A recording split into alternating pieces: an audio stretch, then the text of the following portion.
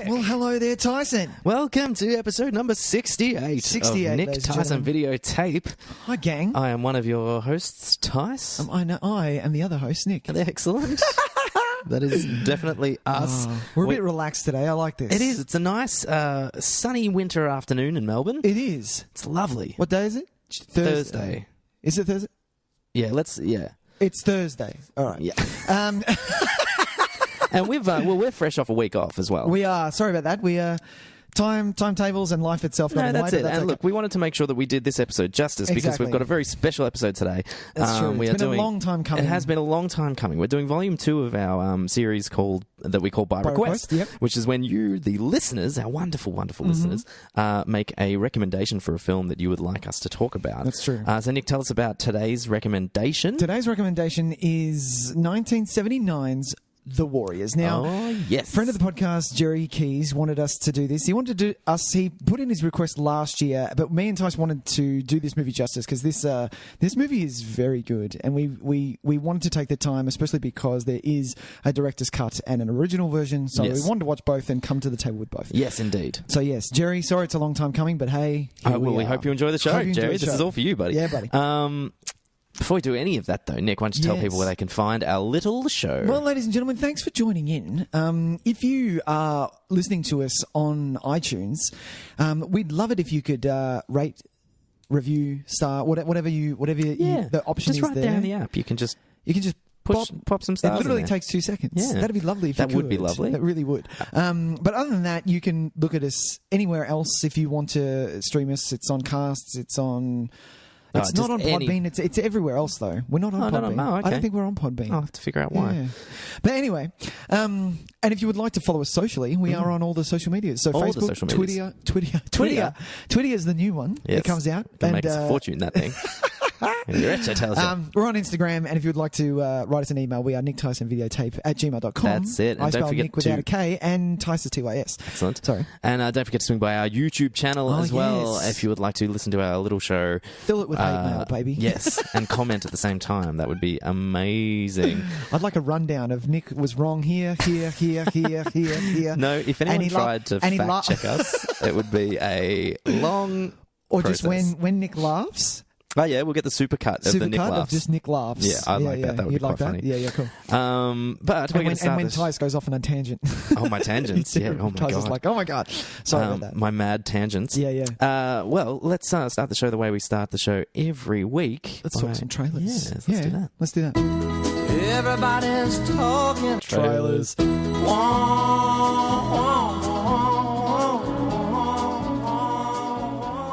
Okay. Wow. Oh, I went a bit chewy That's on that good. I one. like that. Wow. What do we want to talk about first? Let's Well, actually, let's just get it out of the way with. All right. We were hoping that we'd have the Glass trailer by now so we could talk about it because That's true, it's a but- film that we are exceptionally excited about. That's true. Exceptionally excited about? very excited. Incredibly excited about. Yeah. Having been, obviously, we're very huge fans of Unbreakable and we were both very big fans of Split. Yeah. It's no longer a spoiler to say that they are in the same universe. That's true. I think the world has caught on. And if you haven't, where have you been? Where have you been? Yep. There was a brief teaser trailer saying that the trailer was coming sometime today. But So maybe we'll check I'll as just the keep show goes on. And if Yeah. we need to pause and do an emergency Talkin Trailers, sure. we can do that. We can do that. That might be fun, Maybe actually. to the end of the show. That'd be really good. That'd be actually. hilarious. Yeah. I'll have to write up a new theme song. I'll just Yeah. play the normal theme song with a siren behind it going... Alarm. Yeah. Yeah, so we can't talk about that just yet. No. By the time the show lands, the trailer will be available. We're not ignoring it. I'll keep It hasn't quite refreshing. happened yet. But in the absence of the Glass trailer, That's true. why don't we talk about... Let's talk Overlord first. Yeah. Welcome to France. What happened here? Some questions don't have good answers.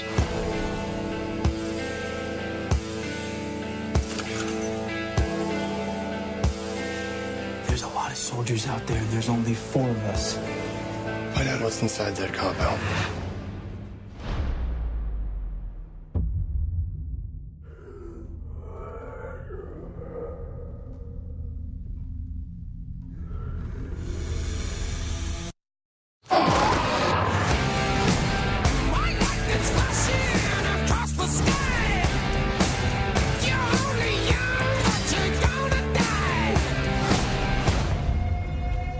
What is this? A 1,000-year army. These 1,000-year soldiers.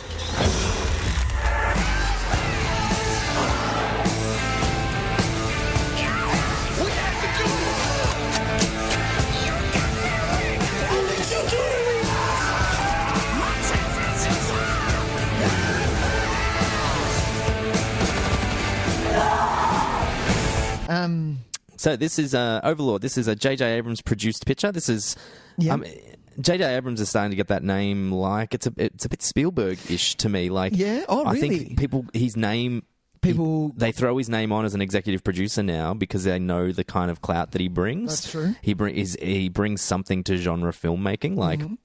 The same way a Steven Spielberg produced kind of adventure film. That's true. It's very family friendly, almost. Maybe, kiddie, a little maybe. bit. He puts his name to a couple of things. He did Transformers when the first, that's it. Spielberg produced when the first Transformers came out, and I saw Michael Bay and executive producer, Steven Spielberg. I was like, wow, he's got a say in this. You know, it will maybe not be shit. Yes, and look, I think we've all been stung a few times. Do you remember there was that phase? This is back when we were both at JB, so we'll remember this when every second film was Quentin Tarantino yes. presents. Yes. Or yes. Now he had nothing to do with it. He had nothing to do with it. All he's done is he's kind of had a bit of a say in the release. Sure. He's helped it get an American release, Chucked DVD in a couple release. bucks, maybe. Chucked in a few bucks to get it distributed. Sure. And so that was all these films, Quentin Tarantino presents. But the header was so fucking Huge, big. You were like, huge. oh my God, what is this? I've never heard of this before. And look, so what you like about Quentin Tarantino, he's a wonderful filmmaker. Sure. His taste in films is pretty eclectic, so Yes. there's a lot of garbage A lot in of there, crap in there. that he obviously connects with because it's very specifically talking to an aesthetic quality that he likes, or something that he's Or maybe kind of even because of just that got along grindhouse kind of got like along old with school stuff. The director. Or Yeah, anything, exactly. Maybe they're shit. mates and Yeah. stuff like that. So. Yeah. This, you do kind of fall into the trap occasionally when it's a produced by or a presented by and stuff like that. But I feel like JJ's a pretty safe bet. I'm trying to think of the other one recently was 10 Cloverfield Lane, which was a J.J. Abrams produced. Same with Cloverfield, which was a J.J. Abrams produced. That's true. So that's kind of that's his universe, the Cloverfield thing. Cloverfield Lane. Who directed that? Was it Matt Reeves? No, it was Wasn't Matt Dan Reeves? Trachtenberg, that's right. I believe. Yeah. But yeah, he does come with a bit of clout, so maybe he's a trustworthy name that you're like, well, if he's putting his name to this, maybe it's got some it's got exactly. some guts to it. Maybe I'll give it a watch. Well, this trailer looks pretty fun. I'll give it a watch. I will definitely give it a watch. We've got this, so it appears to be World War II. Is it World War II? It says D-Day on the thing, so D-Day was World War II. That's World War II. Yep. So it's a World War II set horror zombie kind of thriller. Yeah, so they're off on it looks World War action, II. more action orientated, it looks action horror. Yeah. So they go off, they get enlisted. You see their planes get attacked, which is what they did. I'm guessing. I'm not a history buff by any means. They crash land, and then War's war, man. War's war, yeah, exactly. People get shot in all kinds of places. Yeah. And then it's like it's not an underground base, but it's feels like that they stumble something? across a scientific research kind of place. Sure. And look, it's an often kind of tapped well of fiction. This.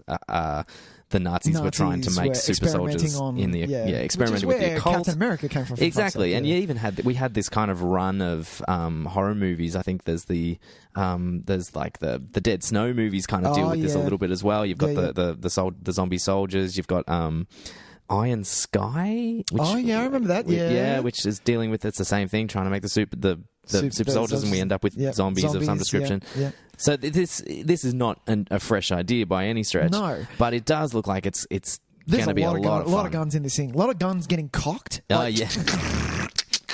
And I'm like, yeah, bring it on. High action. I like the cast. I like Wyatt Russell a lot. I'm really starting to come around on him a lot. What else has he been in? He's in 22 Jump Street. 22. Oh, yeah, I know who he is. What else? He's in Everybody Wants. Everybody Wants. That's where I know him from. I'm a huge fan of him. I think he's got a really natural screen presence. He's not quite like his dad. Yeah. It's a bit of a different energy. Mm-hmm. His father, of course, Kurt Russell. Yeah. But I don't know. I think he's finding his place, and he's always a welcome addition to anything.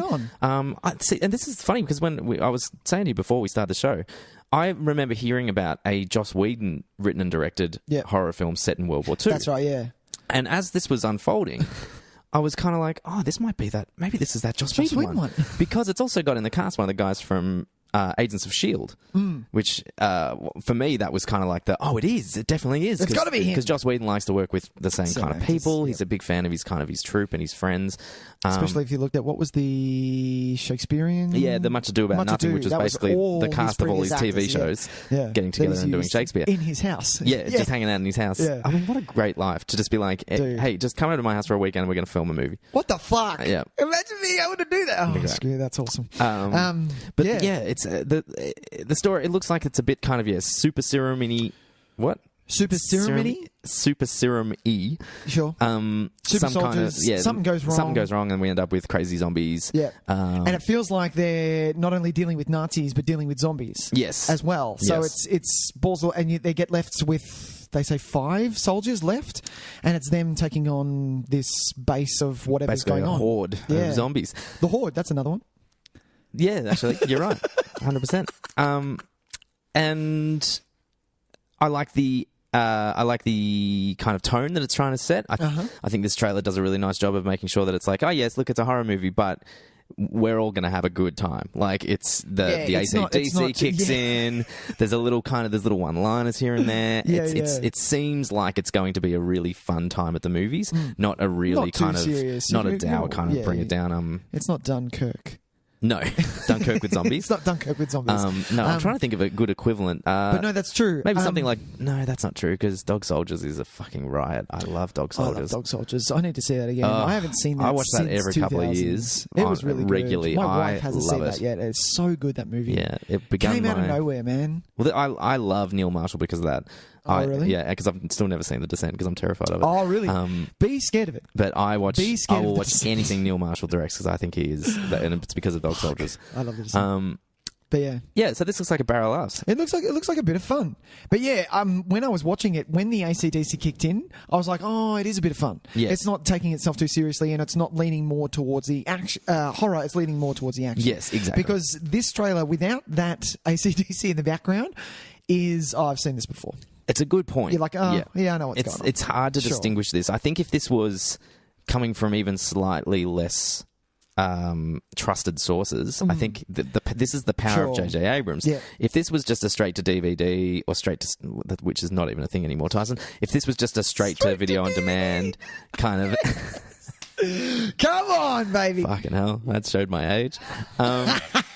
Yeah, if this was a straight to video on demand thing, I'd probably skip it because it was. You'd be like, well, I've seen this movie. This is, and it's exactly the same thing. I just feel like it's ripping off a bunch of other films. Exactly. But because that nice opening, though, that nice opening, it has a bit of money behind it. It does. You're like, fuck, you can't do that. Like that looked good. That looked really good. And with the bullets coming up underneath the bottom of the plane, it was pretty intense. That's intense. Good. I like the idea of trailers showing one. Like, I don't like trailers that go too overboard with here's this bit and this bit and this bit and this bit. Sure. I like trailers that just show a little self-contained piece of the movie. Oh, is that why you Which is a little bit of a kind of like, check this out. This is pretty cool. Okay. You know what I mean? Do you think that they should run just scenes now instead of trailers? No, I like it when it develops into something that's a bit more smash cutty. Okay. But I like that we've kind of gotten to a point now where it's like, oh, you know how we've got this kind of money shot? Let's show a little bit of that sequence. So we do get the first half of this trailer maybe is them on the plane. That's true. And how it. I mean, how obviously, he goes from it's not being just fine. It'll obviously be a lot longer in the film, and it will, but we just get this little self-contained bit, so we can see that there's just a little bit of cash behind it. There's some creativity going into the stunt work and the filming of it, because I don't think I've seen that kind of shot before, going like from out of the plane, parachuting into the and then sky spinning and into around, seeing the plane again blowing up, and then spinning around again into the water. Like, it's well shot. Yeah, it's obviously, like a really good Charlie's Angels shot. Remember that shot in Charlie's Angels where they drove the truck out? Or no, it was a helicopter. They shot out the helicopter, and you see all of them go down, and it's shot on Cameron Diaz's face, and she has to start up the helicopter in the air, and you're like, this is terrible. Say what you like about those Charlie's Angels movies. I think we should do them again. I think we'll do both of them back to back. A Charlie's Angels off.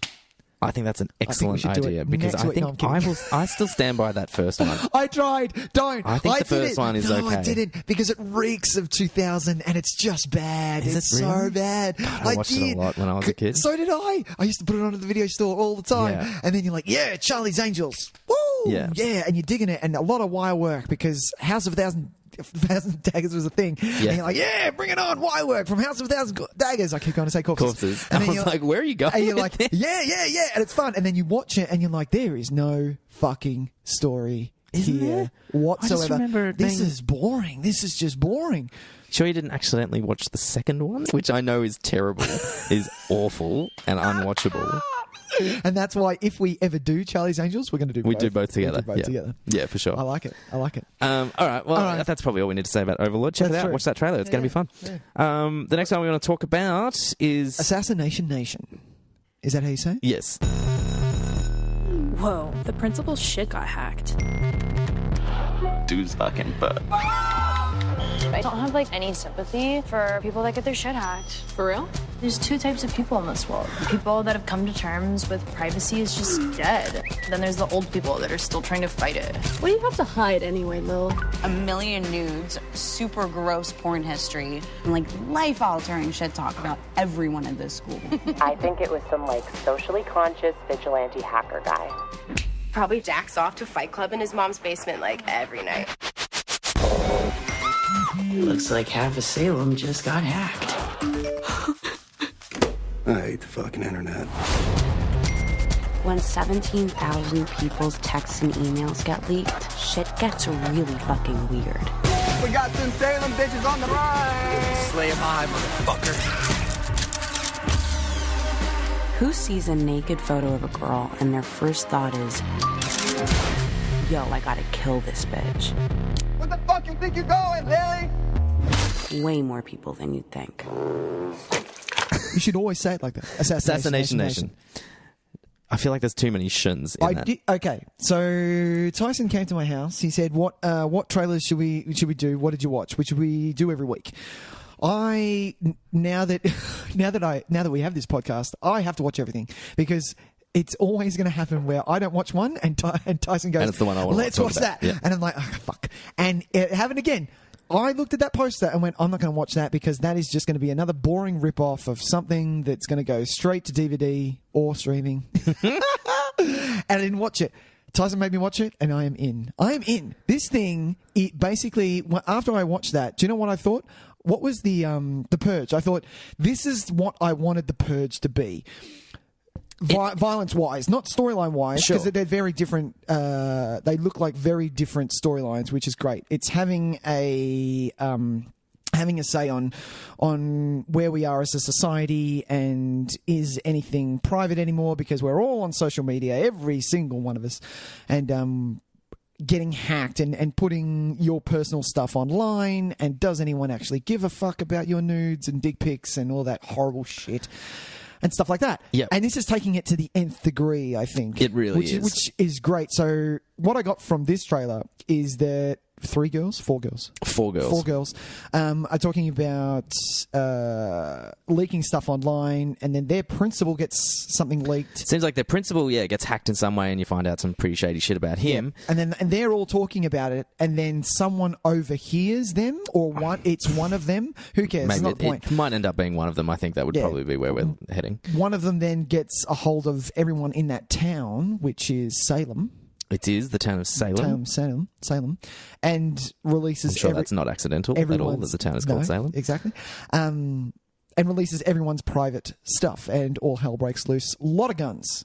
It's kind of, and then a purge just happens. Well, this is what I think. It's kind of like in a society where where the same way that the purge removes the legality of these evil acts and says for 24 hours or 12 hours or whatever it is, rules, baby. You essentially have your conscience removed from you. Yeah. And no holds barred. And it means that are you a human being who, without the threat of jail, are you the kind of, or the threat of the law, are you the kind of human being that would still be a good person, or would you take advantage of that and kind of maybe just mess up your boss a bit? Yeah, just mess exactly. him up, just a little bit, just a broken nose or something, just to, come on, because he didn't give you those days off so you could go to Falls. Exactly. I don't know. Or just that neighbour that for some reason just keeps putting stuff in your rubbish bin. I know. And right? come on, seriously, man. there are rules. Are there? I put stuff in other people's rubbish bins all the time. There's laws. So you're not meant to do that. Yeah, I know. You're not meant to. It's against the law, because what if you have something incriminating and you're putting it in someone else's bin and someone else gets found out?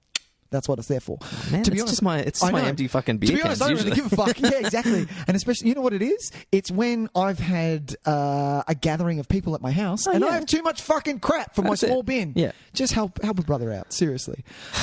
Welcome back to our new Welcome back to podcast. where to put about stuff in bins. complaining about rubbish bin sizes.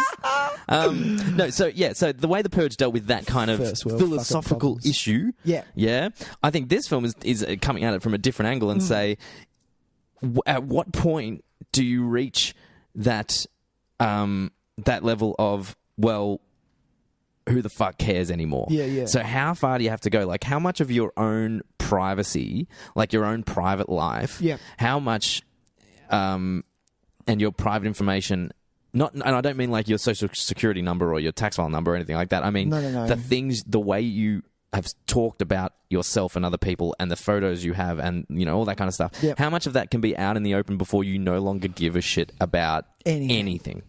And I think that's a really interesting thing as well, because I think we all keep a certain amount of, no matter what, we all keep a certain amount of something Everyone to ourselves. else is, everyone is different when they're at home in their underwear.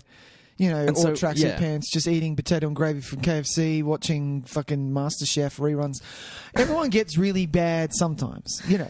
Everyone has secrets. If you no longer need to hide any part of yourself, how far do you go before you just think, well, fuck it, I'm just going to start fucking shit up? Is there a line? Is that what's happening? Because, to be honest, I'm a very open person. Anyone can ask me anything and I'll probably answer you. Yeah, sure. But there's no line there for me. Like, no, I'm not saying it at any point. I don't have like a lever where if anyone finds out this, fuck it. I'm going to burn everyone's house to the ground. You know, that's the one piece of information that I keep to myself, and if it gets released, that's it. I am purging it up. Exactly. If anyone finds out that I actually like Twilight, well, fuck.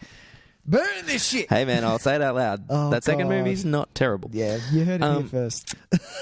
What was I going to say? But I think it's coming at it from a good angle for now. What we're dealing with, like at the moment, we're in this kind of oversaturation of social media, blah blah blah blah blah blah, all that kind of wanky stuff. And we get kind of like this really batshit mental reaction to that, and I think it potentially could be a lot of fun. It could. It looks like it. This thing. The reason I was drawn to it is because, and this is going to sound bad, but the amount of violence in this thing that you saw just in this trailer I was like, well, why? This is what I wanted The Purge to be. Sure. I wanted it to be no holds barred. Everyone is just going ballistic. Have you seen the sequels to The Purge? No, which I've heard. It's either you told me. It's definitely me. It's definitely you. They're like miles 2 better. and 3 are way better. Way better. Yeah, because I thought it was my friend, Angel Milady, but it's not her. It was you. It might have been both of us. Yeah. But I'll give them a shot. I'll give them another shot. 2 and 3, I think they're both on Netflix, and they are extremely good. I think it was you, because you were telling me how good is the third poster with that abominable red fucking hat that everyone hates. That's the fourth. Yeah. Jesus, I've got a lot of catching up to do. Okay. All right. I've got to stop doing homework and start watching films. Actually, start watching trailers and actually start watching the movies. I know what that's like. But this looks good. This looks really good. Yeah, and you're right about the violence. I think it's the kind of movie that needs to fully embrace the violence and go all the way with it. Otherwise, it doesn't quite achieve its goal. Exactly. And I like that it's teenagers, because there is a weird sense of it's worse because they're young. Exactly. So there's that weird kind of element of, it's like there's meant to be an innocence to still when you're this age, and that's completely removed. An innocence, or you could flip it and just look at them just being immature. Yeah, do you know what I mean? Well, maybe because they haven't fully developed their conscience yet. Yeah. That there's this sick kind of like ease in them to just go. Yeah, I don't care. I really don't care. Like, I don't care anymore because I have no reason to care anymore. It's also got some really interesting supporting roles. You've got Joel McHale in there. There was someone else that I saw a second ago. I think the principal is someone of note. But it looks good. I don't know why it gets to 2 gangs with a shitload of guns. I don't get it. It doesn't look like... It looks to me like it's females against males? Well, is that what's happening? Potentially could be what we're doing. I also have this idea that it might end up in a big shootout between the high school students and the police okay. and the adults. Right. Like a little bit of a fucking throwdown. Okay. I don't know. I'm on board for this. I think it's going to be... It looks very fun. I think if it goes all the way with its concept and doesn't shortchange itself, I think it potentially could be fantastic. Yeah. Yeah. Who's directing this? Sam Levinson. He has written it as well. Predominantly a writer. Fantastic. Wizard of Lies. Yeah. Also wrote, strangely enough, the movie which was called... It wasn't called this in Australia. It was called Operation Endgame in Australia. Which was, if you look at this cast, you wonder why the movie isn't better known. But it was kind of like set as like a batshit crazy action film about assassins trapped in a building. And the trailer made it look like it was fantastic, and it was not fantastic. But not terribly written, very quippy, like very, very quippy and like too clever for its own good.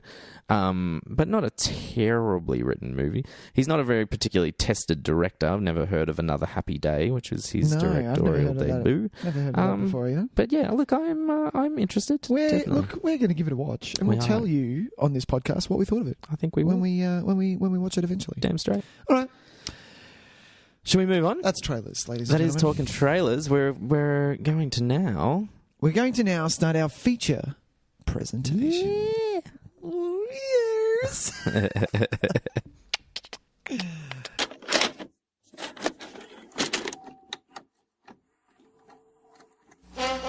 And now for our feature presentation. All right. Okay. Here we are. The Warriors. 1979, you say? 79. Good year for it. I don't know where to start with this. Nick, how long have you been a Warriors watcher for? Fuck. When did this start for you? This It wasn't early. It was I had just moved to Melbourne. Oh, okay. And a friend of mine told me about it at work. This is when I wasn't at JB yet. I was at Borders. And yeah, a friend said, "You should watch this. It's really good." And I watched it, and I think about 3 months later, the video game came out, and I thought, this is a bizarre coincidence. And so I played the video game, and it just got me more into the movie. But the movie itself was just that start. It such a one of those starts that just pulls you in, and you're like, you are aware awesome. that if this movie is for you within about 2 minutes of this film. Yeah, absolutely. You know what you're in for, and you know that it's going to work. Yeah, you'll be fine. That's it. And look, if you can sit there and watch that and get excited, this is the movie for you. It's such an exciting start. It is. It builds it up so well. It's almost like a trailer setting itself up for that start, and the movie kind of starts with. What is his name? His name's not Masai. It's the other guy. I'll get up the names of the guys because I'm really bad at it too. The leader of the Riffs. He of the Riffs. Of the Riffs. No, not the Warriors. The leader of the Riffs. What does he say? I've forgotten. He's the one that. Can you count, suckers? Oh, Cyrus. Cyrus, thank you. That's when the movie kind of starts. When that gang is all together, that's when the movie starts. So that's when it feels like we kind of everything feels like a bit of a prologue to that point. Yeah, exactly. Which you don't really get anymore. You don't get these rolling credits before a film. Like movies before, let's say, the 80s or even mid-80s, you used to get roll credits and you would see nothing of the movie. So this was kind of ahead of its time. You're getting little bits. You're getting an introduction to characters. Yeah, sure. You're getting where it is. You realise that it's in New York. The subway has a lot to do with it because we're all connected via the subway in this town. You know, and then you even get it shows how far it is via the line all the way up from Coney to the Bronx. Yeah, it gives you a really good indication of just how far they're travelling. Such a good and the background, like the soundtrack to this thing is kicking. The soundtrack is. Amazing. One of my really. But what was your introduction to the Warriors? I actually came pretty late to it too. I'd say it's roughly around the same time. I think I saw it in the mid 2000s ish for the first time. Yeah. I remember my first reaction to it was that it was really enjoyable and kind of silly. Yeah. And I think I might have dismissed it a little bit. Yep. And it's in the rewatches since then. I think I've probably seen it maybe 6 or 7 times since then. I do watch it pretty regularly. I do. And see, I think this is only the 3rd or 4th time I've seen it. Yeah. And each time I watch it, I think I'm starting to appreciate it more. find more little things in it, and more things that I really kind of develop an extra respect for. I think, and this is probably my own fault, is I think the first time I saw it was the director's cut, and I think that was a big problem for me. I think Fair deal. We'll kind of do it. We'll talk about that later, but I think that might have coloured my initial viewing a little bit. Right, and it would have, because coming out of the end of this thing, which we'll talk about later, when we decided to do this, I have the director's cut, and I always preferred it. Now, rewatching this, there is no way that I prefer the director's cut. You've got to be an idiot if you prefer the director's cut. Like, you really do. Yeah. Like, it. Yeah, we'll get to it later. We'll do the comparisons later, but I think they're drastically. No, that's not fair. It's not drastic. They're not it just changes. different. It changes the movie. It does. It just affects the tone a little bit, and I don't like that choice. Yeah. Which I it's Walter Hill's choice to make, of course. Sure. It's his fucking movie. He can do whatever the hell he wants with it. Yeah. I feel like it lessens the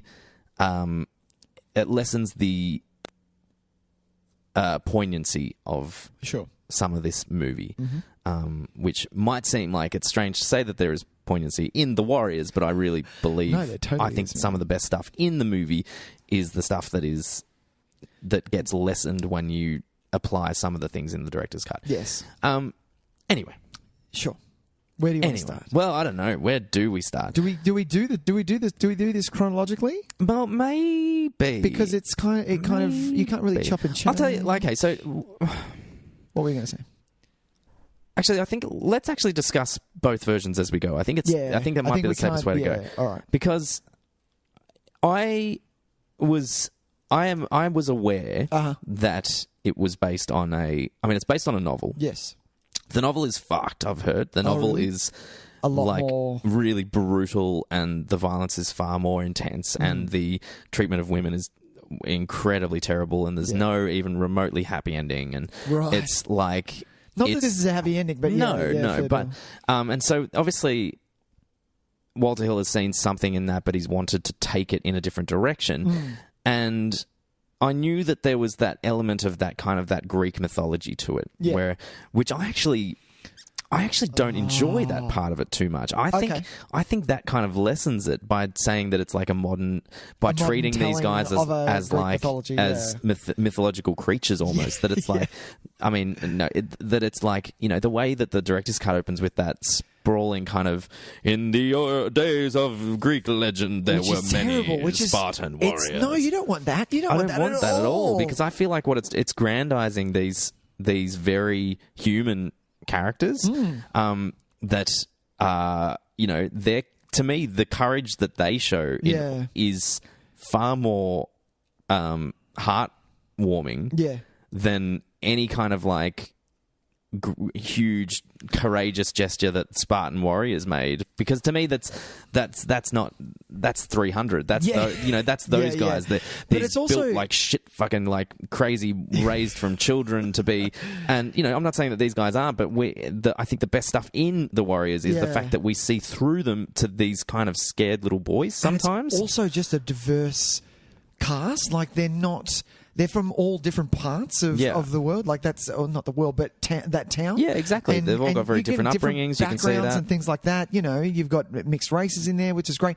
But also, what I didn't like about that start, and I so love that I watched the original before the director's cut this time, and it put words in my mouth. It put words in my head that I had to think about now, because I don't think of this story as a story of courage. I think of it as a family going together and getting through this. Yeah. And now you're putting these warriors go through with mad courage, and I'm like, what?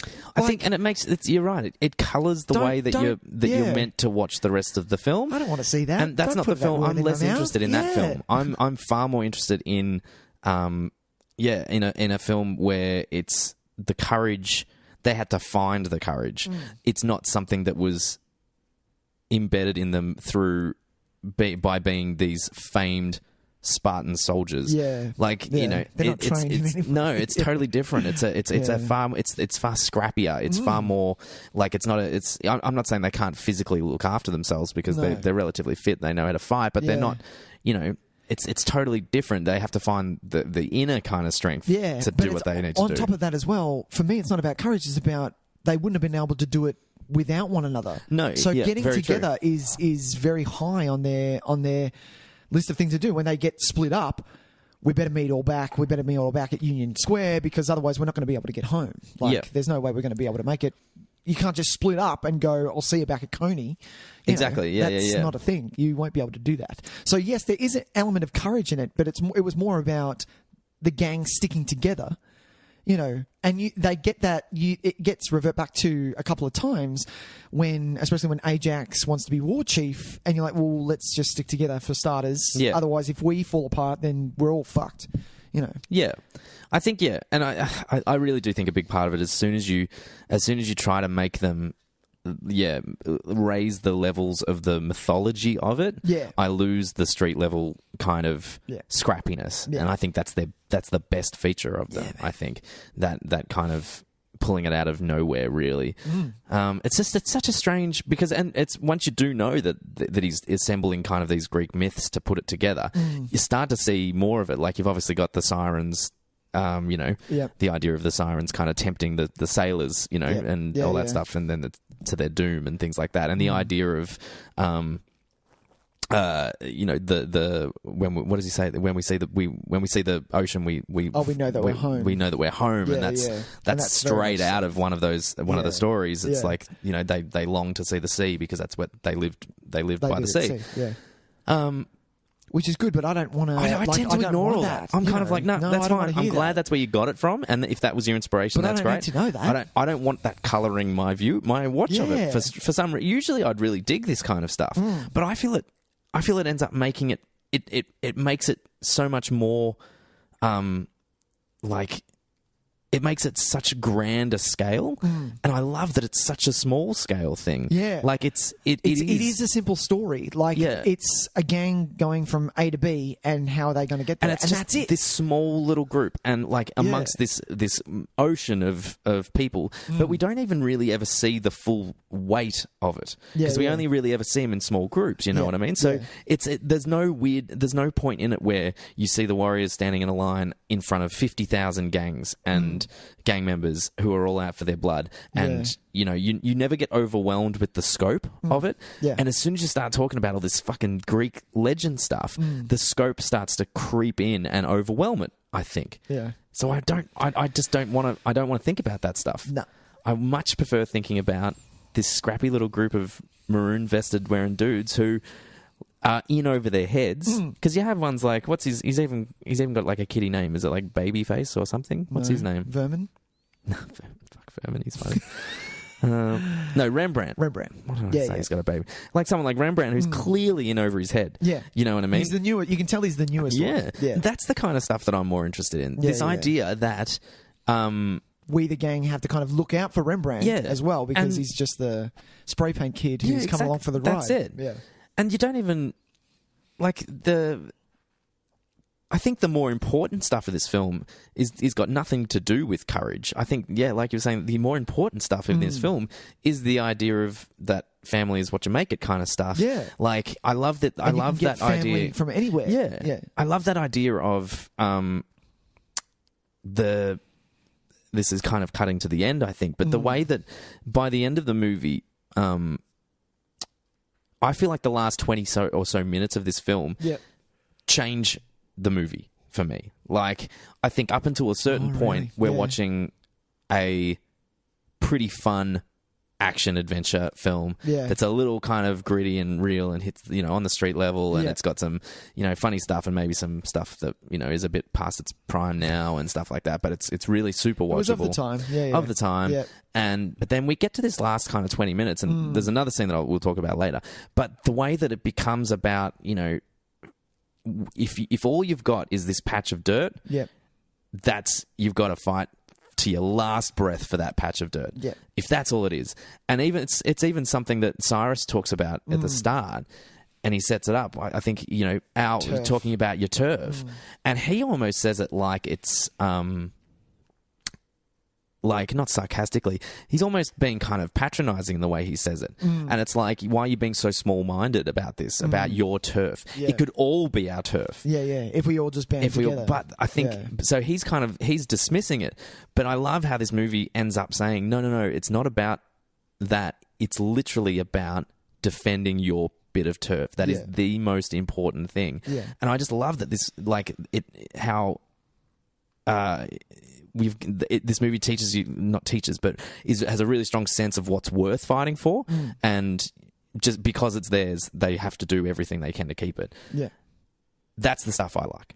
In this, none of this Greek fucking mythology shit. No, I don't want any of that. No, I just want to see. I love that start when kicking off through that montage of everyone getting together in the Bronx, seeing all of those different gangs, and they're so well, and because of the video game, which the guys who made the video game were very true to the book and the making of everything like that. Yeah.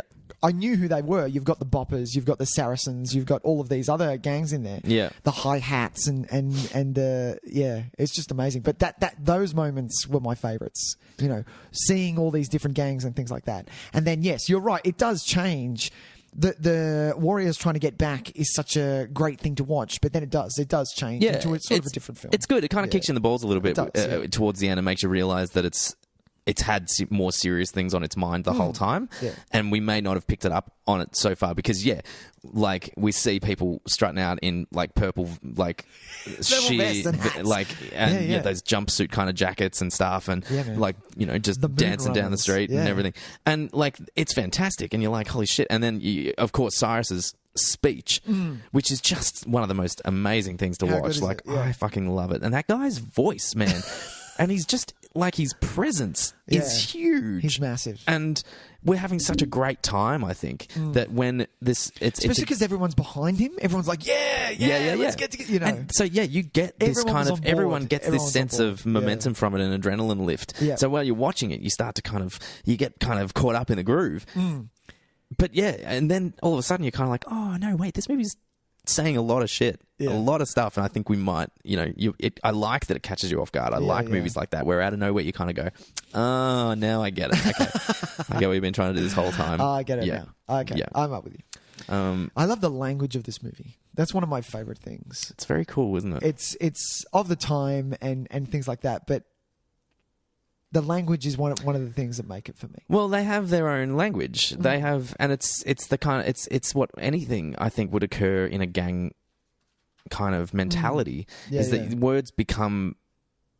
You have nicknames for certain things, and words pick up different meanings.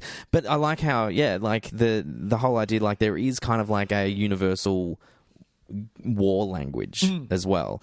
You know, like it seems kind of dumb. I think you could laugh at the fact that they call them like war chiefs and war councils. No, but you're fully in. But if you're in, you're in. Yeah, that's it. And if you can buy the universe, I think this movie's one of its strongest things is it's a very easy universe to buy into. Yeah. I think and like I said before, you know if this movie's for you after 5 minutes. If you watch those gangs at the start and think, well, this is dumb. What the fuck is this? This is stupid. Yeah, exactly. This is not the movie for you. If you're watching it going, how fucking cool is this? Who is that? You hear people say, oh, war council, dudes or whatever, you know. Yeah. Can you count suckers? Yeah, exactly. You know? All that kind of stuff. If you buy into that universe, which I think is really easy to do, the movie has you from then on. Yeah. I like that it's kind of a fantasy land. It's not real, obviously, but it's not. And we get this. Well, we get in the director's cut the caption that sometime in the future or whatever. Yeah. Whether or not that's much further than like if it was 1979 when it came out, maybe it's 83. Maybe it's the 80s. Yeah, exactly. But in my second watching of this, and I only got it the second time round, which I actually loved. Speaking of the fact that we had to watch two movies. When I watched the original, I was like, I want to watch it again. I get to watch it again. To be quite honest, full disclosure, yes. I did watch the director's cut, but I skimmed. Like, that's fine. Because I was, I found a sheet that told me where all the changes were. And so ahead. I kind of just went, I watched the scene with the changes in it and stuff like that, and just kind of, and then when I saw that it was like 20 minutes and it was exactly the same, I kind of fast forwarded through a little bit. But watching it again for the second time when we had to because we watched the director's cut. Yeah. You could set this in today's future For me, this could be the prequel to what Mad Max turns into. It's a good point. Do you know what I mean? Yeah, Like, it does have and like a it could be that. pre-post-apocalyptic kind of vibe. It really does. Like this because could it is lead so us to that. dirty and just messed up, and everything is run down and fucked. Yeah, like it looks great, and I'm up for it. Bring that. It's it's really. I mean, it's to get to simply what's the word I'm thinking about? From a technical standpoint. Yeah. I think the production design on the film is amazing because it's filming almost exclusively on actual New York locations, yet giving it that feel that it actually does look like a bizarro world version of New York without really changing much. No. Maybe just slightly more gritty and maybe a lot more trash on the Just a street. bit more trash on the street. And I don't know if you read the thing how the cinematographer convinced Walter Hill to add a scene where it was raining. Yep. So they can make it a wet. So everything's wet, Yeah. and you get that kind of vibe. It's something like it always reminds me of The Crow whenever anyone says that. Oh, really? Because I just think the way that they use everything is wet in The Crow and the way they shoot it, it gives it this really great aesthetic quality. So whenever I see or hear about something like that, I always instantly think, oh yeah, that's similar to The Crow. Yeah. But yeah, it does. You get this shimmer off the streets, and and so when neon lights hit the ground, they kind of reflect You get things, the reflections, which gives and a stuff. lot of a bit of a Blade Runner feel as well. Yeah, sure. things So like we that. do get that. It's kind of futuristic, but kind of not. Kind of bizarro world, but kind of not. Yeah. So it could be set in our future, even. Yeah. Which is funnily enough in a time where the internet blew up and died, and now we're all back to square one, and that's which I would love, by the way. This podcast wouldn't exist. But I would love it. If we just lost the internet. Yeah, you'd be fine. I've got to be honest with you. While I think the adjustment period would suck. Oh, it would. We'd be fine. I think we'd be fine. And do you know what we'd do, Tyson? We'd get together, we'd put our collection together, and we'd open a fucking video store. Oh my God, a video store! I want to own a video store so bad. I was about to say, you know what we'll do? We'll do our show on like ham radio. Yeah, put it on an 8-track, put it on a tape deck or whatever. How funny would that be? Our listeners will be like truck drivers tuning in on their fucking... Fuck yeah. We'll do it on a CB radio. Yeah. That'd be hilarious. Welcome to Tys and Videotape. Over. Let's do Talkin Trailers. Over. Everybody's talking. Over. Good times. One of my favorite things in this movie is what we were talking about before. It is such a great, even if you aren't going to take it, what we said before about if it could be set in the future. It's just a great snapshot of what was happening in the 70s with the language, how rundown New York was at the time, with the amount of crime. Because I did a little bit of research, and Times Square at that time, you never went into Times Square because you would get mugged or killed and things like this.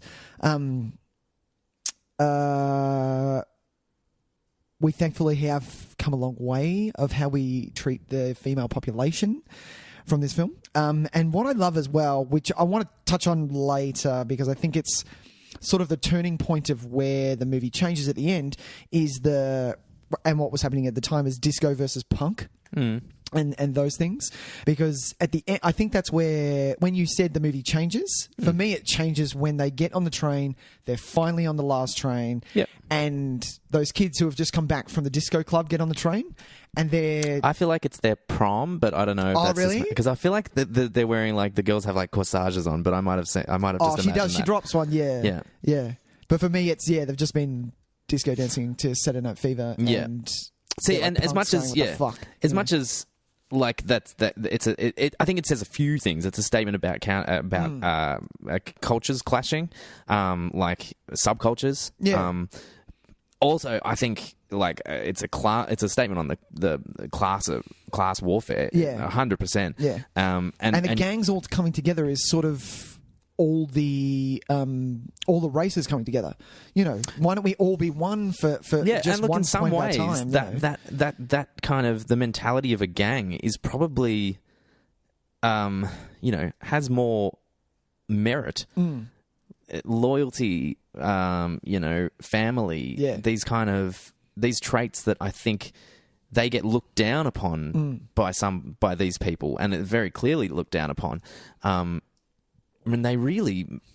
it's just another family. They're probably closer than together with their gang members than they are in but there's a sense of pride in that. It's because they've obviously come from nothing, and formed these gangs because their upbringing has obviously led them without many other options. Yeah. And so in order to have a stable sense of family, like this is obviously this is all out of the text. You don't get much of this. It's actually one of the things I respect the movie for, is that we don't have one of those sit down chats about my dad. He's a mean alcoholic and he beats me and my mum strips. And I love that we don't get anything like that but you have to assume. But you kind of make up as you go along. Yeah. And I love that moment where she goes to fix her hair and he just grabs her hand and just says, "Don't fucking touch a thing," because you don't have to change for them. Yeah. Because fuck them. Yeah. Because they haven't seen what we've done. They haven't seen where we've come from. They don't know what you've gone through. Yeah. You are better than them. Yeah. So don't try and be them. Yeah. And I love, it's the simplest little gesture. Yeah. And it's so beautifully handled. Really? Is that what you think that was? Yeah. Because I don't actually know what that was. That's one part of the movie that I don't actually know what they're trying to say here. They are trying to say something. I like that take, that's though. I like that take. Yeah, 100%. I think it's the strongest moment for Swan in the whole movie, I think. Really? Yeah, because you can see he's fighting with himself that whole movie. Yeah. Because he has that conversation about, I don't even know if I want to be, when we go back, I'm war chief because Cleon is gone. Maybe we'll just get out of here. The conversation with Mercy. The conversation with Mercy under the train tracks, and she's kind of talking about, what's wrong with what I fucking do, and he's like, well, I don't know, is this how you live? Shouldn't there, should there be more and stuff like that? Yeah. I think for him, it's a real kind of, it's an acceptance of who he is in that moment. It's that acceptance of, he looks at them, he sees the look in their eyes, this absolute kind of fear and disdain of what they are, and he owns it, and that's the first time he truly owns it, and just goes, no. Don't touch a thing. You're perfect. Right. Let's talk about Mercy. I like Mercy. You like Mercy? Yeah, I think she's a great character. Yeah, I think she's great. I think she's just a girl who's wanting to live in the moment. And she gets abused by everyone in this movie. She gets a pretty hard rap. Jesus. But, I think that's part of... And sometimes it's out of nowhere. The fact that when they first meet her and the orphans go off... I love the orphans, by the way. We have to mention all of the gangs because there's so much... The orphans, I love it. I love the orphans. We've got real cred, man. You haven't heard of the orphans? You haven't heard of the orphans? And I love it. We've got a heavy rep. That's what I wanted to... The language, we've got a heavy rep. I love it how it's as soon as you hear that they've... whoever says it, the one that says, we've just come from the big meeting, and you can see that they're like... What big meeting? What big meeting? You're like, oh, You think the orphans aren't well known? No. I love that it's shit. No, we don't know that. And I love that he gets his big friend to show them, look, we're in the paper, article. And I'm like, that's what you're going to do? You're going to prove to them that you're in the paper? That's how you're going to think that you're big? Anyway, after the orphans nick off and Mercy's still there, Vermin just comes out of nowhere and just, I forget what he says, but I'm like, Jesus, why did you say that? Oh, we're not going to change what we do because some whore shakes her ass. And I'm like, she didn't deserve that. Why did she get that? I think it's got to be indicative of the universe that we're living in. I think it's and this comes from knowledge of the book, and I haven't read it. Okay, I've watched a couple of things online about. Sorry, the door was open. Yeah. About the differences between the movie and the book and stuff like that, and the way females are treated in the book is hideous, right? But it's part of it's just normal to them. Okay. So it would be completely normal for them to basically just line up in a row and all have their way with her and stuff like that. So in the book you're talking about. Yeah. So that's just the so that's it's almost just like the concubine world mentality sort of thing. Sure. It's the world that they're living in. It's at that time. So what I think is they're trying to take that element, but obviously not explicitly show it to that extent. Sure. Figure out how we can insert it into this universe and it still be kind of relevant. So I think what it is that they're thought of as lesser. Yeah. But she's kind of strong-willed and she wants to do what she wants to do. That's it. And that's why why I love it. Well, that's why I love it too, because she challenges them in a different way. They're so used to being challenged physically that having someone that challenges them mentally is something they're not used to. And I think for Swan, I think he kind of, as the movie goes on, he understands that is as powerful as someone physically challenging. Yeah. I like her a lot. I like her. I like her. I really like the scene under the train tracks. Under the train tracks. I think it's really strong. It's really good. I love that she owns she keeps going with them. No, I'm going to come with you. Well, what am I meant to do? There's up until a point, she's like, well, what about me? What about me? And then she's like, no, I'm coming. But she is she is a bit of a contradiction, which I like that about her, because she rags them out, but then wants to go with them because she understands that at this moment, it's probably safer to have a gang on your side. She kind of doesn't like them, but she's in it for herself as well. Yeah. Like, she has her own self-interest at heart. Yeah. And then her and Swan getting together, I believe that. I believe it too. And I like that she's like, no, I want to have a good time. What's wrong with having a good time? Yeah. There is ownership of her lifestyle, and I really dig that. Yeah. And the movie makes no apologies for it either. It's not trying to say that she's like this damaged individual that needs to, she owns her choices, and I think that's really cool. Exactly.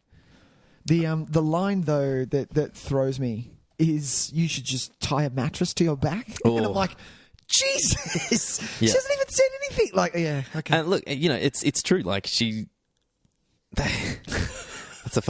ripper, isn't it? It's a killer on the line. There were so many moments in this movie where I was just kind of like, oh, Jesus, that's kind of wow. Yeah. And that was one of them. The other one was, you'd like it, like when she's following them and they hide from her and then kind of sneak up on her and go, "Why are you following us?" sort of thing. And she goes, "Well, why? What if I'm following you? You know, I like a good time, whatever." And she goes, and Swan just says, "You would kind of like if we run a train on you." Now, for people who don't know what running a train is, Jesus Christ, what the fuck? Yeah, well, that's what I mean, and I think they are the kind of the moments where it throws back to the book. Yeah. But obviously tries to keep it on a level where we wouldn't lose all sympathy with the Warriors entirely, because that would quite easily happen, I think, if we did any of that kind of stuff. Exactly. And the movie's very different. I think the book and the movie have very different goals. Sure. Especially knowing how the book ends. I don't know. It's thin. I know it's thin. Yeah, it's not a big read. But it's like, it's much more devastating in the sense of you come away from it with very little hope, I would imagine, because but that's not the goal. The goal of the book is to be kind of to strip away that idea of hope and that kind of dream of a better tomorrow. Yeah. The movie, I think, is very much focused on finding hope in the smallest of places. Wherever, banding together with your friends and things like that. And, really finding a meaning to home. I love what I said before with Swan and Mercy's relationship. There are parts where you kind of don't believe it. You're like, well, what's going on? Like, especially because, and you nailed it on the head before, Swan's kind of sorting himself out. He's kind of questioning himself throughout this, kind of getting back to Coney. He doesn't know where he's sitting and things like that. So their kind of relationship is helping him along, I feel. And you don't know whether it's a happy ending in the end. You kind of know that it's not going to be. And look, I mean, it's probably not going to be. Like, they obviously just kind of walk along the beach together and stuff, but who knows how that's going to turn out. They'll hang out a bit on Coney Island. Sure. Yeah, maybe we'll go on the Ferris wheel. Wonder Wheel, yeah, sure. Yeah, exactly. But who knows what's going to happen in a week. Exactly. The Swan character, I think, is really interesting because I think, like we were saying, I think he is trying to... this is one of the other things I think the movie is talking about, is that whole idea of... expressing masculinity. And I think in Swan, you've got kind of this conflicted idea. He doesn't know what kind of man he wants to be. Yeah. And we have kind of outside influences showing him, I think, what he could be if he allowed, if he went in certain directions. I think that's why we have Ajax. Yeah. Is because we can see what it's like when you have someone whose masculinity is dangerous, pouring out of his pores, and who doesn't put a lid on it in any way. I'm trying to. That's not the right way to phrase it, though, because it's not about putting a lid on it. No, it's letting his emotions run wild. It's being someone who exploits their masculinity, I think, and use it to take advantage of anybody else who's weaker. Yeah, 100%. Yeah, exactly. And I think that's really good to have him in the film. I think having Ajax is a really clever choice because we do get to see that contrasting leadership, and as much because they are both strong in their own ways. Yeah. Swan's the strong, silent type, and Ajax is the big, loud, dropping F-bombs everywhere. And you could tell, especially with Ajax, it'd be a completely different movie if he were to be war chief, and with what he says all the way along, they would fight every single gang along the way because all he wants to do is just beat the shit out of people. No, he sees violence as the answer. Yeah, and exactly. It's funny because in some ways, in this circumstance, he's not always wrong. Like, the movie actually does kind of allow him to be right. Sometimes you need to beat the shit out of a situation, even though, like, it's not how Swan would approach it. Swan's idea is to know we've got to get home, whatever it takes. Yeah, and the amount of times like Ajax just, I love it. I'm sick of this running shit. Like, yeah. It's a totally different mentality. If it was up to Ajax, they would just sit in the middle of that field and just beat the shit. Just wait for every gang. And Ajax as the leader would give us that scenario, like I said before, with the mountains of the gangs and them standing there ready to take on the world. Yeah. And they probably would die the glorious death of the 300. Of the 300. Exactly. Yeah. Ajax, and funnily enough, Ajax being a character in the Iliad, I believe. Oh, really? Yeah. Oh. There you go. My knowledge of the Iliad is not that great. I don't even know if I'm pronouncing it correctly. Is it the Iliad? I have no idea. I should look that up. But yeah, what I did write down and what you have touched on, the exhibition. Why did I write that down? The exhibition of masculinity in this movie. Sure. You're getting Swan with his Charlie's Angels style hair. I can't believe this is the second time we've mentioned Charlie's Angels. But yeah, his 70s hair, his washboard abs. What else did I get? Do you know I got? I don't know if it was just me. Oh, you would only get away with a vest, a naked body with a vest covering and a massive belt buckle. You're only getting away with that in the 70s. You can't. No one pulls that off now. No. It's amazing how they don't look like dicks. Like seriously, like dicks. Yeah, like absolute dicks. Vests with just naked, like a bare chest, and then they're not 80s muscle bound Schwarzenegger, Stallone. No. These guys, they're fit. They are very fit. They're very fit, but except for Rembrandt, who's literally Rembrandt is like a teenager. Yeah. So apart from him, everyone's rocking. Apart from two of them. Just bare chest with a vest. The one that dies as well is like he's Vermin. He's a bit of a weedy dude. He's a bit of a weedy dude. And did you read why he died? Yes, I did read why he died. Don't piss off Walter Hill, man. If you want to, I love that this has happened throughout films, throughout our lives. Like, if you piss off the director, just because you're in the film doesn't mean you will, you will be in the film. You'll be in the film, sure. You may not enjoy how you're in the film. Exactly. Or how long you're in it for. Like, the other one that comes to mind is it Tank from The Matrix? Oh, yeah. Who came back for the second, and the Wachowskis said, he came back and he said, yeah, I want the same money as Keanu. And they went, are you being serious? The guy playing Tank? Tank, yeah. Is it Dozer or Tank? Which one dies? The one of the brothers who lives in the first Matrix. Yeah. One of them lives. Yeah. One of the brothers who was born. Yeah. And he came back to Matrix Reloaded and said, I want the same money as Keanu. And they went, fair enough. You're out of the movie. Yeah. Well, you're not going to be in this thing. Okay. Looks like I fucked up. Yeah. And I love that that's happened.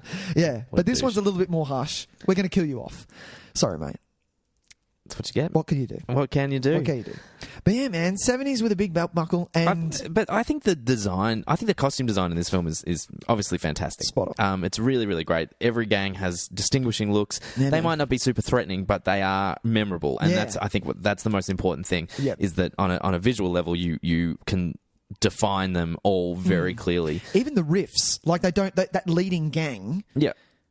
It is just like a... It's just black jumpsuits, isn't it? Kind of, almost like martial art gi. Oh yeah, that's it. Yeah, you're right. They're so good. But I love that the warriors themselves. It's very distinctive, that vest. Yeah. But it's not the Baseball Furies. No. It's this. They've got such a distinctive look that is so over the top.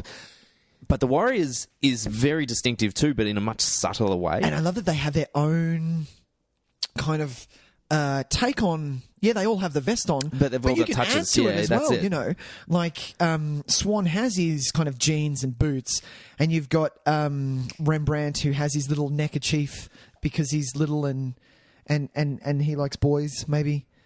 Maybe there's a little bit of that vibe in there. Who's that? Rembrandt. Oh, yeah, perhaps. Yeah. And then, he's presented to be more have a bit more of a feminine quality about him. Yeah. They must have cast him specifically because he looks very feminine. He's got feminine quality, so I think maybe they could lead that towards that. Having said that, I think, it's only Ajax that says it, but when you give a character that I don't think we're meant to like Ajax. I don't think we are either. But I think we're meant to have a certain amount of respect for him. Deal with him, yeah. But I don't think we're meant to like him. Yeah. But Cochise has got his own look about him. He's got like brown boots up to here. Cochise, and he's got all the stuff in his hair. It's great. Man. Yeah, it's Native American it's a great flags look. and feathers in his hair. Yeah. Even Snow with his massive aff. Yeah. Looks so good. I love them. I love them all. I love them all except for Vermin. Vermin sucks. Even Rembrandt, I love it because I'm like, hang on, which Vermin? Yeah, Vermin's the one who goes over on the train. Oh, who's the guy? Who's Cowboy with the hat? No, Vermin. Vermin's the curly-haired one. Really? Vermin's the. Who am I thinking of? Vermin's the Vermin's the Italian? Oh, guys. Really? Yeah, basically the Danny Zuko of the group. Yeah, that's Vermin. Really? Fuck. Is it Fox or something? Fox. That's right. It's Fox is the one that dies. Fox is the one that dies. Damn it! I feel bad for Vermin now. I like Vermin. I like Vermin. Vermin's funny. Vermin's the worst actor of the bunch, too. Oh, he's great. I love him. I love them all. Fuck, it's funny. He's terrible. But he's got some great little one-liners here and there. He is. I love Vermin. He's the one who complains. He's like, man, trains, all these goddamn trains. And everyone just goes, Vermin, chill the fuck out. And he's like, yeah, sorry. Yeah. I will be honest, I did forget about Snow until you said Snow's afro. And I was like, who the fuck is Snow? Yeah, Snow, man. And then I had to look him up because, I think Snow's probably the least... No, Cowboy's the least memorable.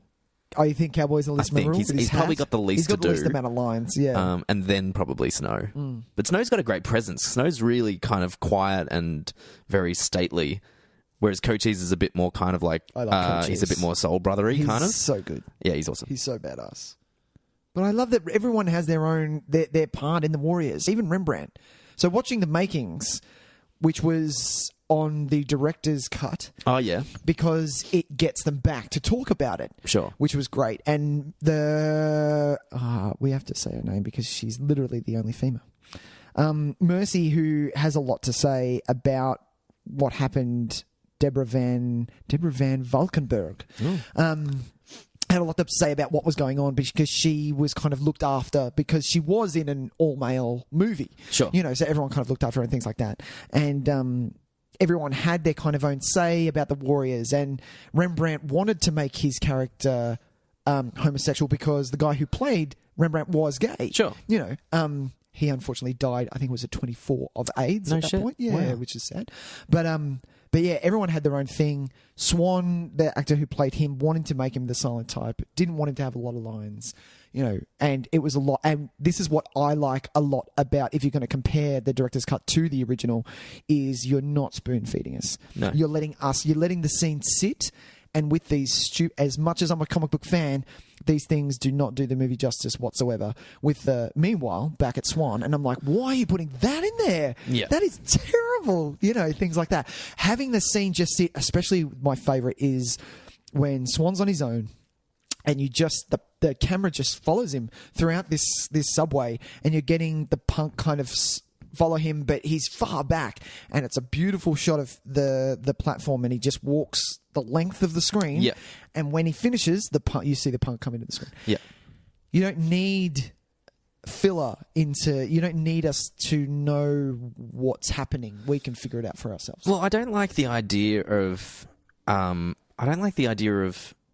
comic booking up the world. Like, I understand that it comes from, there's the inspiration there of the comic book, but I think by stating it 100%, like right at the forefront, this is a comic book, I think it's the same thing with the making it too grandiose with the Greek myth stuff. Yeah. I think by making it too, by placing it so heavily in a comic book world, we're also taking away some of its seriousness. I think the way it sits in the original theatrical cut, I think perfectly juggles the tone, and we get this really nice balance of seriousness and kind of fantasy world. Yeah. I think as soon as you start stating one or the other outright, as the director's cut does, I think it muddles the tone too much. And so then, because we've got all these comic book panels, the more serious stuff feels weird. Lesser, yeah. Like, feels unnecessary because you're telling me that's not what I should be. It should be more of a comic book kind of silliness. It should be, leaning on more towards a fantasy. Yeah. I think the theatrical cut balances them both so perfectly. Yeah, why weight it towards one side more when it's unnecessary? Because you're pulling us, and it shouldn't happen. You're pulling us out of the film when you It does. do that. And look, It maybe pulls that's us out. because. Maybe that's because I'd only ever seen the director's cut that one time, so I'm far more familiar with the theatrical cut. Yeah. So maybe it pulls you out because I know the scene transitions. Yeah, yeah. And I'm expecting them. Yeah. And so when something else happens, my brain goes, "What the fuck is this?" shit? Yeah. As much as I do, don't get me wrong. I actually love in the director's cut when it freeze frames, turns to comic, and then turns to another scene. Anywhere but this movie. I actually love what they do, I think that's, but yeah. I don't No, like you're it right. in this movie. The transitions themselves, I've got no issues with as a technical kind of achievement. they I think they look great. Boss, yeah. They're very cool. But I would rather, in the original version, they're kind of... And the only thing that I had to write it down is the... remember in Batman, the Adam West series, where it would change scenes and the Batman symbol would come into the screen and go, and it would change? 100%. That's what the Warriors does, but it just goes... It just changes across, which I love. Yeah. Don't change it.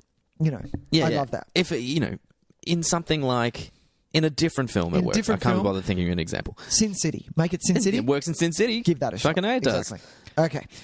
I got questions. You got questions? Who called the cops, Tyson? Who called the cops? At the start.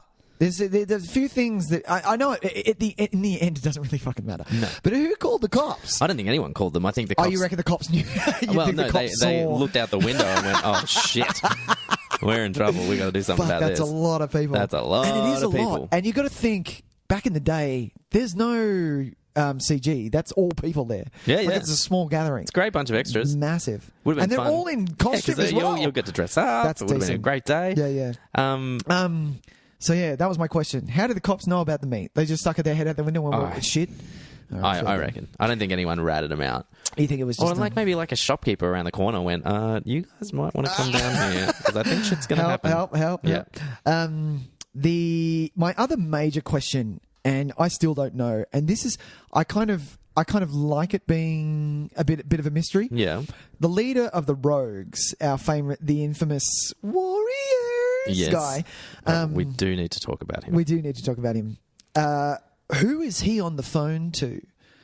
Because clearly he's not the leader of the Rogues. David Patrick Kelly. I was trying to remember. Kelly, I love that guy so much. Who I know more from The Crow. Oh, he's definitely, he's in The Crow. He's one of my favourites in Commando. Yep. Millions of things. But yeah, he's on the phone. You said you'd kill me last. You said you'd kill me last. I lied. Yeah, like he's on the phone constantly, and he's like, "Yeah, it was a real big thing down there. The Warriors, they got wasted." And I'm like, I had the feeling that he was on the phone to the guy that took over for the riffs. Oh, Masai. Yeah, really? That's who I thought that he was trying to because until they discover that it was actually him that set him up, I feel like he's just planting seeds with anybody who'll listen to make sure that everyone knows it's the Warriors. Yeah, that's what I thought as well. Yeah. And I don't think he's any got. I love that. I don't think he's actually got beef with the Warriors. I think it is a little bit because Fox saw him with the gun. I think once he knows that they've seen him shoot Cyrus, that it's like, let's get the Warriors. Well, then but he's not really. We're going to put him on the Warriors. We'll get. He's not scared or anything like that. Like the other guy who's in the Rogues, he's just like, yeah. It doesn't feel like it's any kind of personal vendetta or anything against the Warriors. Yeah, no, it just feels like that. Well, they're the ones that physically saw me shoot Cyrus, so they're the biggest threat to me at the moment. So let's make it that they did it. Yeah. That's it. He's actually just kind of a bit of a loon. Yeah. He just loves fucking shit up. Yeah. He's the kind of guy that would throw a bomb in the middle of the room and shut the door and just be like, "Let's just see what happens." Yeah. And that's a great it's a great element to this to have someone that it's a wild card. It's the wild card in this movie, and it's so effective. The way that I love that the way he just kind of pops up here and there, and then they leave just enough space between his second last appearance and then appearing at Coney Island. They leave just enough space for you to forget about him. Yeah. So that when you see him at Coney Island, you're like, of course, fuck. Yeah. What are they called? The Rogues? The Rogues. Yeah. Yeah. We forgot about the Rogues. We haven't dealt with the Rogues yet. So it's really clever the way they do that. I want to talk about the Warriors come out to play. Sure. It was improvised, right? It was, yeah. Which is great. It is iconic. It is, there's no doubt to that. Yeah. It is the one thing I wanted to do when I first went to the States. Me and my wife, we went to the States for the first time. I wanted to go to Coney Island specifically because of the Warriors. I went to that pier, and there's footage of me, my wife has on her phone, of me just going, Warriors, with a bad haircut. And there's no one around. Yeah. Yeah, it's good. It's awesome. Sorry, what were you going to say? I was just going to say, like, it's such an odd little moment because it's kind of funny too. Yeah, it is. Because he's just looking out the window and he just lifts his hand into frame with these bottles on it, and it's actually quite funny. Yeah, because he's but like I love that the cuts go into the chink of the bottle. It's so good. Yeah. But yeah, it's such a random... It's like a bizarre little moment. And once you get over the initial kind of like ridiculousness of it, and maybe have a little... But I don't know if I was laughing uncomfortably because I don't know if it's so good that it makes me uncomfortable. It's good. It wouldn't work if when they turn the camera back at the Warriors and the seriousness on their face is like, let's you want to go? Let's fucking go. Let's go. We're ready. Let's go. I do love a lot about the ending because you're right. Because to me, that's finally the moment where they all say, "No, enough's enough. We're defending it. Yeah, we're going to do it. You're we're now doing in it. Coney Island. We're going to do this." Okay, that's. I actually think I think it's so good. I think it's like the moments of them finding the weapons under the pier, what they've got to do, snapping off the pole, and waiting on the beach and saying, "Come on, we're gonna fucking do it." Then I would have liked now style action, like what they did in the bathroom. Sure. I didn't. I kind of like what happened. Yeah, I think if we'd gone through the whole movie without something like the bathroom sequence, you'd feel a little cheated, a little robbed. So because I think you already got that, and that in itself was awesome. It's a great little fight sequence. The stunts are really great, like so intense when Vermin gets chucked into the mirror. Yeah, what the fuck? It looks real painful. Like, it's one of those ones where you're just like, oh, fuck me, that would have hurt real bad. And the double bounces when they'll smack someone off a wall, and that person will then slide down and hit the bin and come off and hit the floor. Great.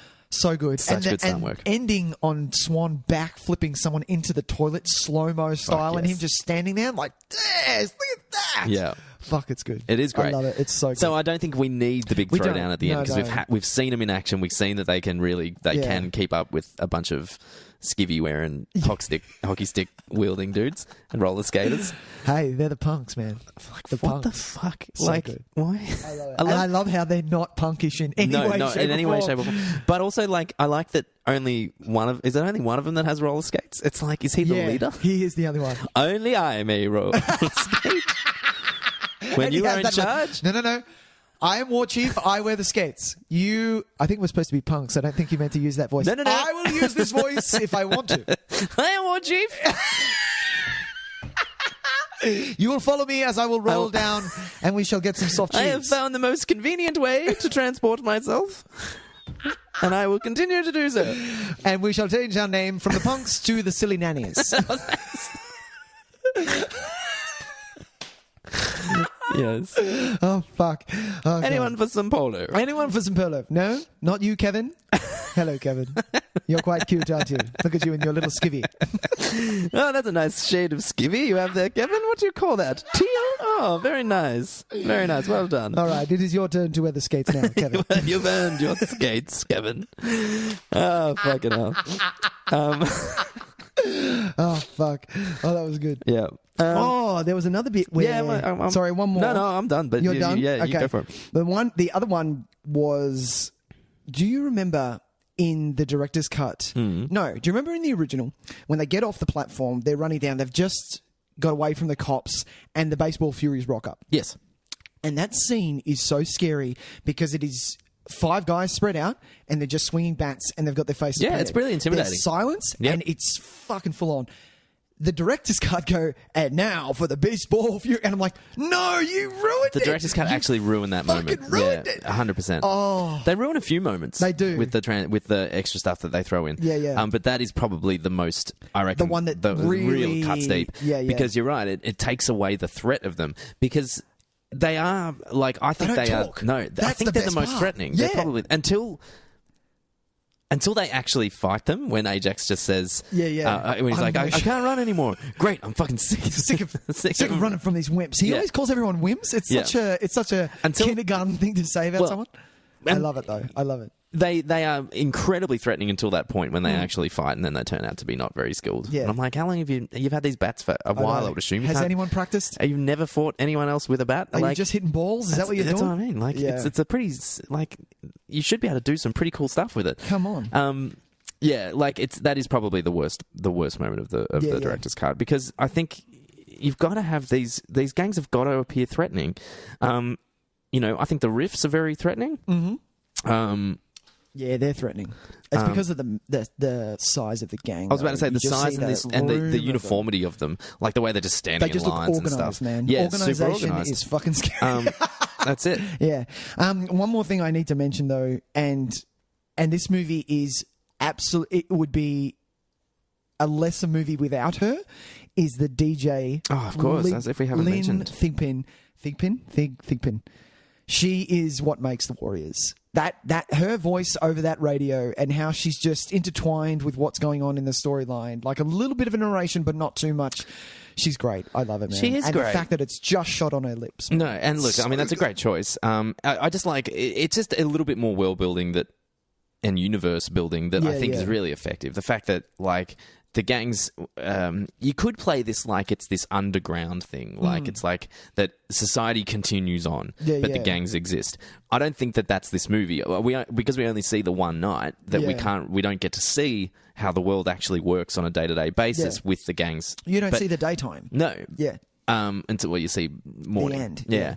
But I think by having her there, it's a clue into just how different this universe is the fact that the radio DJ is completely aware. Yeah. So that the gang subculture is so prevalent that, radio hosts can give kind of clued messages to other gangs through the radio show and choose the songs based on what's happening. The riffs give her like the information to go get out and all that stuff. Yeah. So it's I think it just gives us that little bit of extra touch just to show us that we are a little bit further away from our reality than you think we are. Yeah. But also her voice is beautiful. Like it's stunning to listen to. Amazing. Imagine if radio was actually fucking like that. I know. Oh. Everyone says, people say you've got a voice for radio. I'm like, no, they don't. That's a voice for radio. Yeah. That's what every radio announcer should sound like. Yes. Or like what's his name? Richard Mercer. Richard Mercer also has a very sweet voice. Who's Richard Mercer? The guy that used to do all the love song dedications on whatever it is. Christ. Who used to have to tolerate all those people who would call up from Moe. And they're like, or Baz has just come back from a stint in the hole and I just wanted to say I love him. Yeah, this is Shezza from Karen Downs. Fucking hell. Oh, yes. Hello, Shezza. Hello, Shezza from Karen Downs. Yeah, I got some boxed wine. Just wanted to hear Shania Twain again. Oh, fuck. Jesus Christ. Oh, one more question. Yeah, go for it. What gang would you be in, Tyson? What gang would I be in? There you go. Come on. I would like to... Look, I would like to be in maybe the hi-hats. So which one were the hi-hats again? The hi-hats were the ones with the red... Yep. The clowns. They wear white face and they've got a top hat. Oh, yeah. With the red and black. Yes, I like them. I like them. I wouldn't mind to be a warrior, although I don't think I'm that good enough. I definitely don't have the body anymore. I can't wear it. No one wants to see me just wearing that vest. You'd be like, actually, I'd probably look most like Vermin. I think. with that kind of like he's got no definition whatsoever. But he's okay. He's okay. He can hold his own, I guess. Because when my wife is a massive fan of this movie as well, and she's like, "No, I'd be a punk." I'm like, "Really?" She goes, "Yeah, I'd wear the rollerblades." As much as we took the piss out of it, she's like, "No, wear roller skates. I'm a punk." I'm like, "Okay." I've been told that I would be a Jones Street boy. Now, the Jones Street boy, for those who don't know, because they're not they get talked about in the movie, but you don't see them, is if you play the video game, they're kind of the West Side Story gang. No way. That have gold jackets, and they're very preppy. They're the preppy gang, almost, with the hair that's all streaked up and blonde, and they're kind of the, well-off gang sort of thing. So, I like it. I'd be my wife says that I'd be a Jones Street boy, even though I want to be a hi-hat. Or a Baseball Fury. Yeah, Baseball Fury. I don't know. I'm not good enough to be like a Turnbull AC. Like they're rough, man. Turnbull ACs. Yeah, no, that's not my style at all. You have to be a Latino to be in the Hurricanes, which is decent. The hurricanes were cool. All right. Well, this is such a hard question. It is. I should have asked it at the start. I don't want to say that I feel like I'd be an orphan. No one wants to be an orphan. Are you kidding me? I can't. Could I And be you're cool the enough wrong. to? You're the wrong gender to be a Lizzie. I'd love to be a bopper. You'd love to be a bopper. Yeah, I just don't think I'm cool enough to be a bopper. I don't think I could do it. Yeah. Who are the Electric Eliminators? Yeah, Electric Eliminators were the one with the blue jackets. So you remember at the start where they're going along the subway and he jumps up and taps the roof. Oh, okay. They're the Electric Eliminators. All right. Yeah. The Saracens are the ones with they're basically just in a grey singlet with black lining. They're kind of cool. But I don't think I'm good enough to be a Saracen. No, I know that singlet would not look good on me. I think we're both Jones Street Boys. I think so, man. We're the West Side Story. Who are the guys with the Hawaiian shirts and the kind of bowler fedora hats? They're the Hurricanes. You have to be Latino to be a Hurricane. Ah, bummer. Yeah, sorry, man. Yeah. Well, look. I'm going to have to go with the boppers then because I want to rock that purple vest like you wouldn't believe, man. I'm all about that purple vest. They could have a white guy. Hey, yeah, sure. That'd be, I'll just stay at the back and just be like, hey, it's all good. I'm here too. I don't want to ruin this whole thing you got going on. It's like cool aesthetic and you're all like, and you're the coolest motherfuckers. But yeah, can I do it? Can I join? Can I just hang out at the back? Yeah, sure. You have to shave your mustache. Just purple works for me. It's the only colour that works. That's awesome. I like it. Well, we're not going to be riffs. We're not good enough to be a riff. I don't think. No. I think we're the wrong shade of colour as well. Yeah. Fair deal. Ladies and gentlemen, 1979, The Warriors. That was The Warriors. Did we miss anything? Was there something anyone wanted to talk about in particular? Why don't you jump on to the socials and tell us what you thought about The Warriors? Tell us what you love about The Warriors. Do tell us what you love about The Warriors. Tell us which gang you think is the coolest. Oh, I sound like such a loser then. No, because we don't... Which gang do you think is the coolest, listeners? Fuck me. Write it in and then colour in what you think would be... Oh my God. Can you imagine like a children's colour in your own gang outfit, kids? It's just like a blank thing. You can choose whatever colours you like. Whatever colours you like from the rainbow. We're going back into the Silly Nannies. We're going to make our own gang. We're called the Silly Nannies. We're called the Silly Nannies. Oh my God, that's the best gang name. We eat crumpets. We do eat crumpets.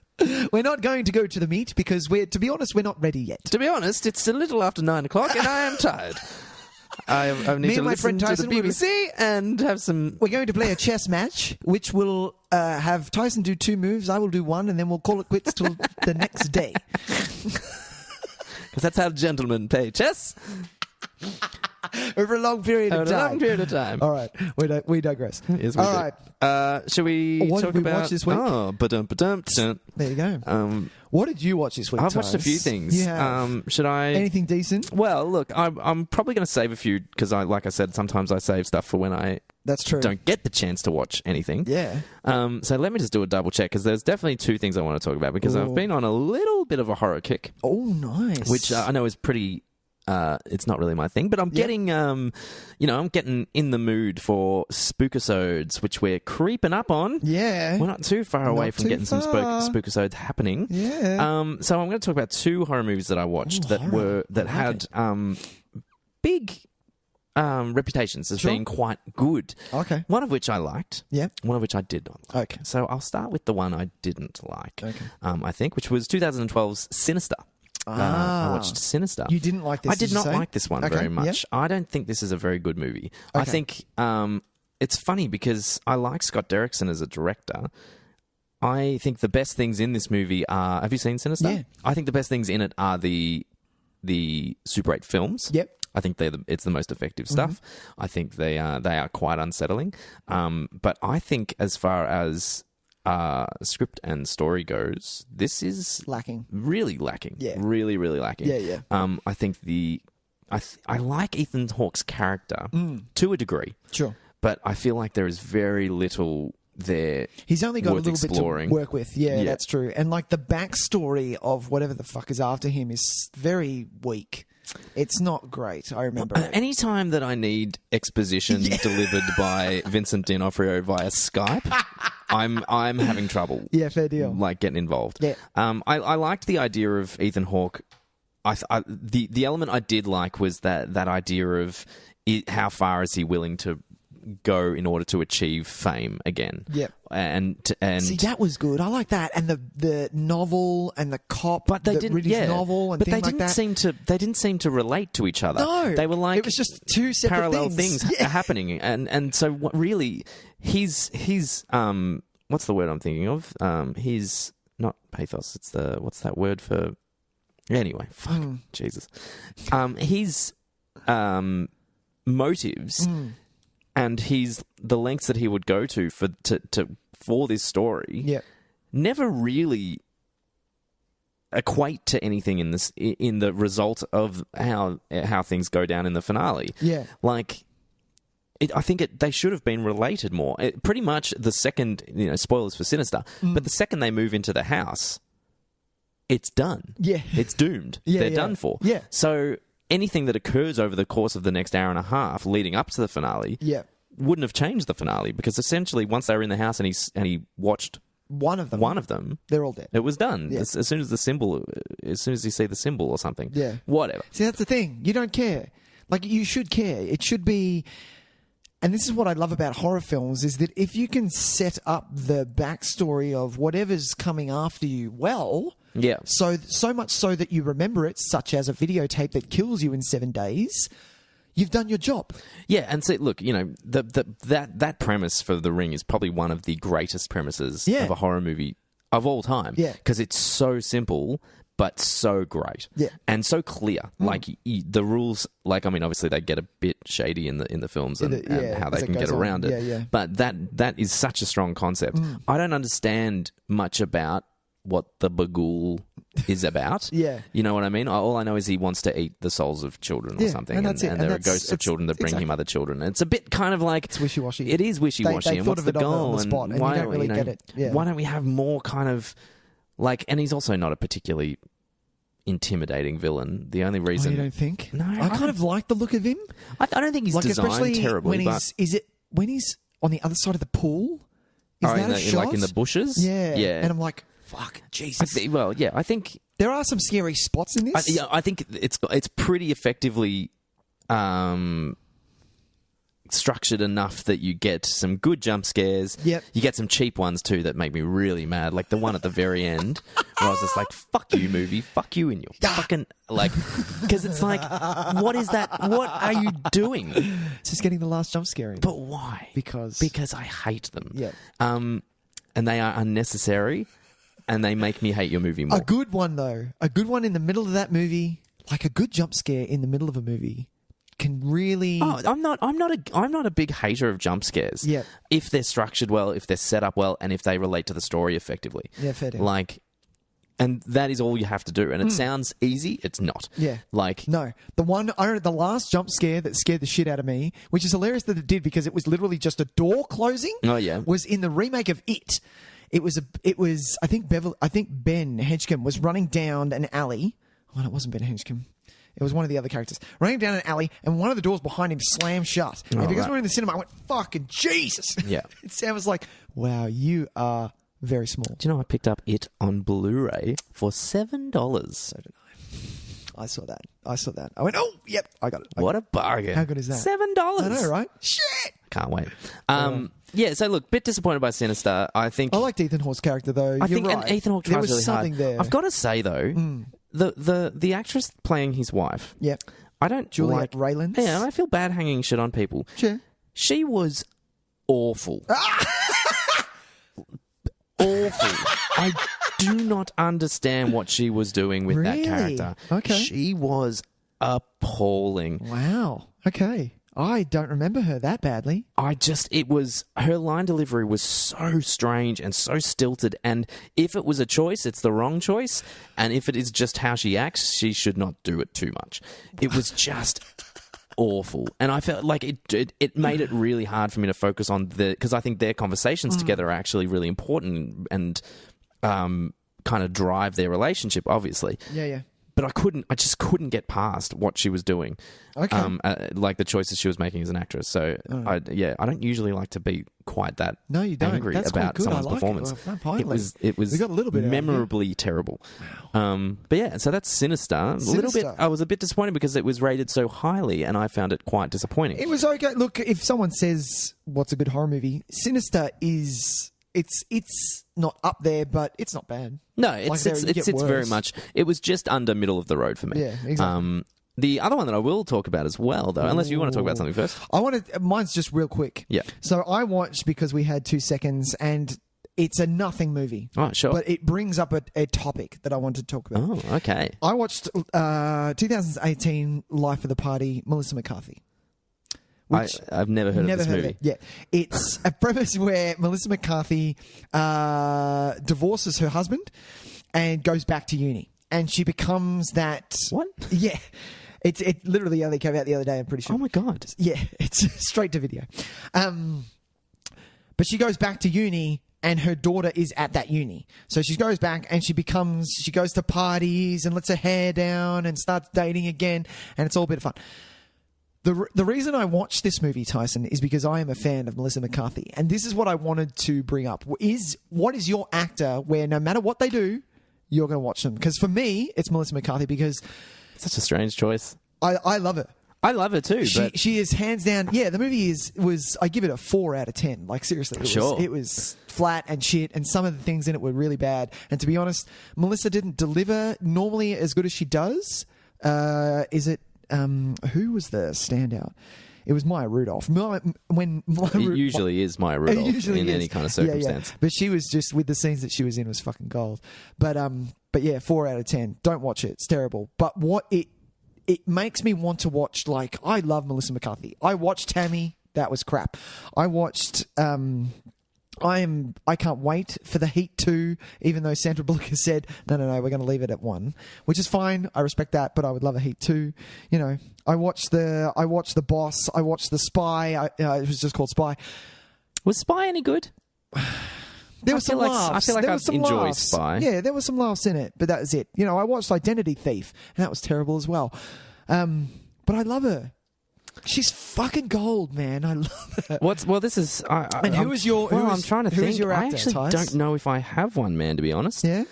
Because I have favourite actors, but I am very much driven by premise of films. Oh, okay. Yeah. Yeah. If I need something about a premise to catch me. Fair deal. Or, like, in certain circumstances... Because directors is different. Yeah, look, as soon as I hear different. someone is directing or writing a film, I don't need to know what it's about. I will watch it regardless. Yeah, that's different. But yeah, if it's something like... So someone like, for instance, Kevin Costner, who we talk about all the time. I love Kevin Costner. Yeah. Absolutely adore him. Yeah. Have been a long supporter of K-Cost. Yeah. Let's have a look at one of his more recent outputs. So, for instance, Criminal... I have not seen Criminal because I saw a trailer and went, I'm not interested in that film. It does not mean that I love Kevin Costner any less, but I can't think of an actor that I will happily watch anything they're in regardless of what it's about, how shit or good I've heard it is. Fair deal. Yeah, I honestly can't think of one. You've never seen Draft Mandy Day? Moore? I've seen Draft Day. You've seen Draft Day? It's great. Was that good? Yeah, I really enjoyed it. Oh, nice. It's a Ron Shelton, I think. So it's. Was it? Is it? Oh, fair deal. No. I was actually going to watch Criminal. Ivan Reitman. Get out of town. I was going to watch Criminal. Reitman. That cover looks decent. And isn't Ryan Reynolds in it? Yeah, man, I'm going to watch that. I will tell you whether it's good or not. But, I'm just saying this about how we're talking about this stuff. Swing Vote. I have not seen Swing Vote. Okay, there you go. I saw 3 Days to Kill, though, the McG directed spy thriller. No one should watch anything McG does. Did we? Why has McG come up for us? No, we were just talking about Charlie's Angels, so maybe. No, but it was before. No, it was before that. McG, we were talking about something. McG, I don't know. He directed a straight to Netflix horror film called The Babysitter, which is pretty good. Oh, fair deal.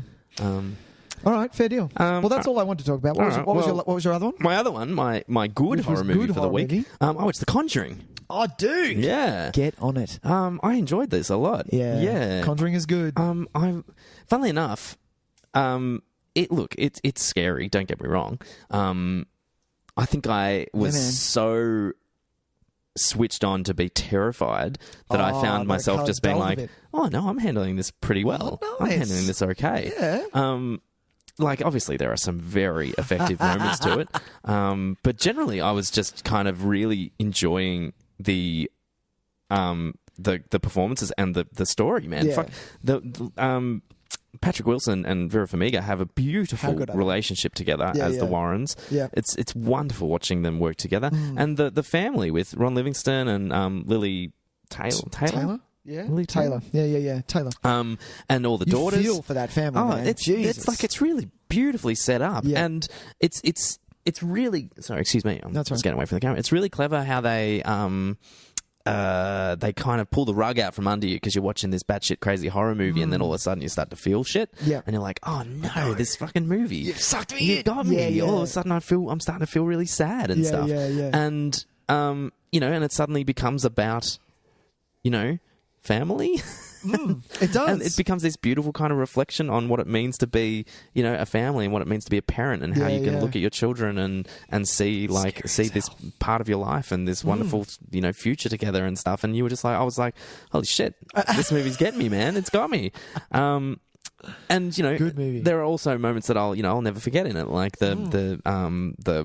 it was the hands coming out of the cupboard and then clapping that really got me. Fuck. And when it started and it was like they were playing that game and I was like, and you knew what was coming. I knew. I was like, they're gonna play this game and it's gonna fuck me up later. You just know it's gonna. And every time when the little daughter was like, I want to play clap, and I'm like, well, I hadn't go clap, and I was like, oh, don't do it. Let's not play this right now. Come on, it's not. Do you want to look at my music box? Don't look at the music box. Don't do it. Oh, should we go down into the basement? Don't go in the basement. Jesus, you idiots. It was such a good movie. I want to watch that again. I thought it was great. Yep. I don't think I know it has. I don't think it quite reached the levels of what I had heard about it. Yeah. As far as I think for a lot of people, it's not Babadook level. If that's what you. Well, for a lot of people though, they say it's really up there as It's one of the great horror movies of the last 5 years. I put it kind of somewhere on par with Insidious. Sure. Which is, funnily enough, it's the same director. Yeah. I actually prefer Insidious. I think I might prefer Insidious a little bit because Insidious is a bit more batshit crazy. Yeah. And I like the balls of Insidious just to be like, no, we're going to really go for this and we're going to lean into it and it's going to be, the further's going to be just fucking out of control. Yeah. And I love even though I think they're in the Conjuring, the combination of Lee Wignall and and the Australian Angus Sampson. Yeah, they're not in Conjuring. They're not in Conjuring. No. I prefer them in No, and that's and obviously and Lee not Lee Wignall and the old lady. Lynn Shay. Lynn Shay. Yeah, I mean, I think there are some more memorable characters, I think, populating the Insidious universe. Yeah. But still, that's not to take anything away from Conjuring. I just think it's a different beast. No, I love it. I think it's just it's just a nice old-fashioned ghost story. I like that it didn't play too much into the it didn't go all the way crazy, but then having said that, I do kind of like it when movies do that. I respected that this kept it classy. It is just old a very school. classy unit. And that house is petrifying. Yeah, I would never live in a house. Yeah, like that. and look, and it's classic horror movie, man. Like the moment that one of the first shots is they come to the house, they go to walk in the house, and the dog stays on the porch and whimpers a little bit and doesn't want to go inside. Yeah, I'm like packing my bags. Do you know what I mean? I love that people do this. Step one, I turn around and go, well, we're selling this joint. Well, clearly we have to burn this place to the ground now. Because we have to move. You got to trust that shit. Yeah. You got to trust that shit. There are signals there for a reason. Yeah. Our dog ran off. It's really funny how they have that conversation where it's like, well, we can't really afford it. All our money's tied up in this place. We could. And I'm like, damn it, I don't know, really? man. We still could live on the street. We have a car. Yeah. We have a car. You could just go sleep in the car, though. And we could do that. Why don't you just put the place up for sale anyway? See what happens. And just see if you can sucker someone into buying it. But it was a bargain. But then you can make some money back. Because you might make him a little bit of profit. I love that this premise that we're talking about goes to the nth degree in shit, it's not The Exorcist. The Poltergeist. Exactly. The original is the same. They look inside, they go in, and there's blood in the toilet. And they go, oh, that's peculiar. And you're like, What? What do you mean that's peculiar? Get the fuck out. Get out. I just had a nightmare that I tore my own face off. Yeah. That's peculiar. That's odd. That's Is that odd? Oh, Yeah. I'll just go to sleep. We must have to call the silly nannies. They'll deal with it. The silly nannies also do like paranormal investigations. They're the Ghostbusters as well. Yes. What's going on here? Well, first of all, we have to lay out some cheese. I believe they like cheese. Ghosts like cheese. First of all, cheese and crackers for all. Sorry, ignore him. His name's Kevin, and for some reason, someone gave him the skates, and we thought he'd be a good idea. He's not a good leader. Don't worry about him. He's not. Yes, he's not earned his skates. But yeah, so Conjuring. I'm probably going to watch Conjuring 2. When does this nun pop up in Conjuring 2? The nun. I believe it's. Because the nun's getting this spin-off, and I thought the nun was in the first one. That's true. But it's not. I think she's in the third. No, the third hasn't come out yet. So she must be in the second one. Okay. I've seen the second one. Obviously, I don't remember anything about it. But because you said that nun, did you see that trailer? That was the most petrifying trailer I ever said. Fuck it, Jesus yeah, great Christ. trailer. I was great like, trailer. babe, do you want to watch this? She's like, what is it? Oh, and I can tell why they wanted to do that Annabelle like, no, spin-off, I'm not watching that. the doll spin-off from this. It's really great how it's just there in the movie. It doesn't affect the main plot, but it's just on the side, and you're just like, fuck that doll, man. Yeah. Fuck that fucking doll. Yeah. Get it out of there. James knows what he's doing. He's like, no. I understand the horror genre now. Yeah. I know that the company that I work for is going to take something and run with it. How about I just put something a little bit in there, and if you like it, you like it. If you don't worry about it. Yeah, and they went with the spin-off, which is great. That's it. And I think one of the more there were obviously scary scenes littered throughout, but I think one that probably I found most effective was the one with Annabelle and whoever the weird old lady was on the rocking chair, which wasn't even at the fucking haunted house. That was back at their place. It was just happening on the side. It's like they're trying to stress out about this exorcism that they've got to do, and pass. And it's what the fuck is that? Yeah, we've got to deal with this doll as well. What the fuck? Yeah, that's what you do. If you open yourself up to it, you're going to see all of it. That's it. All right, Tyson. Shall we let's cross the streams? I've got mine. Yeah, well, you better go first because I don't mind yet. Well, this is exciting. Just filling some dead air. There we go. Sorry about that. I don't remember what I was doing. So mine, I believe, is on Stan. If you could double check that for me, that'd be great. Mine is a documentary. When this trailer came out, I love it. If a trailer does its job, I am there at the cinema, bang on. And this is the fourth documentary I've seen at the cinema. I don't normally go. It's very rare to see a documentary at the cinema for me. I'm not a big cinema documentary guy either. Yeah, I like him. The first comfort one of my own was home. Bowling for Columbine, but that was because my director, who was directing the show I was doing at the time when I was at uni, said, no, you all have to see this, otherwise you're not passing. And we went, okay. And she literally just did it so that she could open us up to what was happening in the world. Yeah, right. The movie is called Tickled. That's on Netflix. Thank you. It came out in 2016. It's literally just a journalist. It's about a journalist who stumbles over what seems to be on the surface a tickling competition that you enter and then see how long you can get tickled for, maybe with different things. May there be feather dusters or someone sitting on you tickling and something like that. But the thing is, you get strapped down. And as he delves into this a little bit deeper, he comes up against fierce resistance, like a letter saying, we will fucking sue you if you even come into our work, and just calls him names and just, goes to town. And you're like, and you see him on screen and he goes, well, that was an odd reaction, because he literally just emails the head of the association and goes, this seems like a great idea. I'd love to write an article for my newspaper about it. Do you mind if I come to the States? Because he's in New Zealand. Do you mind if I come to the States and just interview someone? And he got like a fierce letter saying, we will sue you about all this stuff. And he was like, well, now you've intrigued me, and I'm coming anyway. And that's pretty much it. Like if you want to deter a documentary filmmaker, exactly. That's not the way to do it. Don't do it like that. Yeah. And then it delves into some seedy, weird stuff that it's not a competition, that it's being like it's one of those things where they post on Craigslist, would you like to make a couple of bucks? And all we're going to do is tickle you and you get this amount of money. And you get the money, but once you decide, they only get young boys. to do it. Okay. And then once you've decided, well, I've kind of had enough now. I've made a bit of money. I'm going to move on. I don't really want to do it. Or maybe you don't want to do it anymore. Sure. Maybe something happened and you don't want to do it anymore. The society outs you on all Facebook because they're not doing anything wrong though. Nothing sexually was inserted into them, which is really graphic, but anything like that. You know, they're just being tickled, but they're being tickled in their underwear by men. And this is, you know, maybe they don't want the outside world to know about this or whatever. But the society, you know, goes into, no, we're going to tell your parents, your friends, all of this stuff, and you'll be outed. And some other people are like, yeah, to be honest, I really didn't give a shit, but you shouldn't have access to my stuff. And it goes into this kind of underground world of weirdness. Interesting. It's good. I've heard. So that's on just on Netflix. Netflix. Recently to Netflix. Tickled. Yeah. There you go. What do you got, Tys? Well, I'm going to recommend I'm going to kind of... Well, it's a loose connection. Yeah. Very loose connection. I don't even think Wanderers? it's like... Was it the Wanderers? No, it's not. I'm going miles away.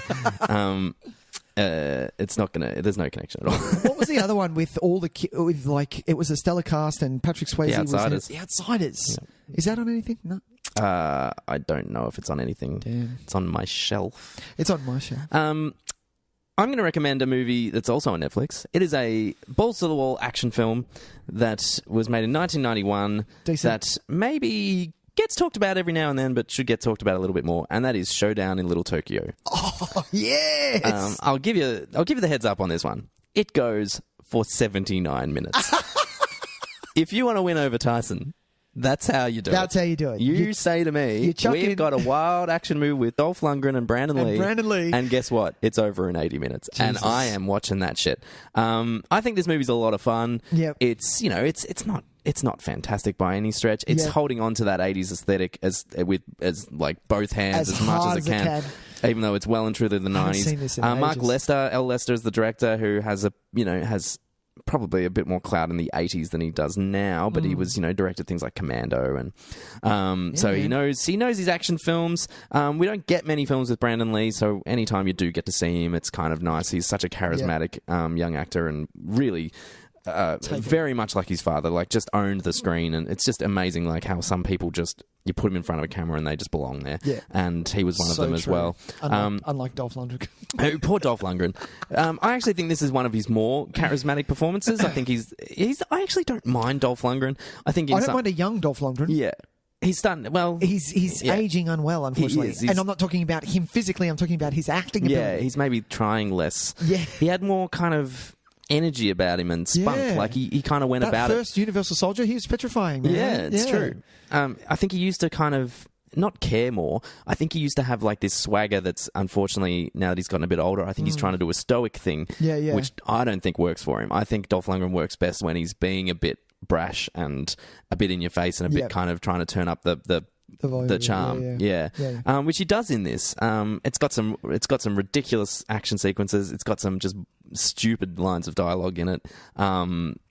It's really kind of, if you like that kind of genre, that very specific stupid action film, that has impact, but it's double impact exactly.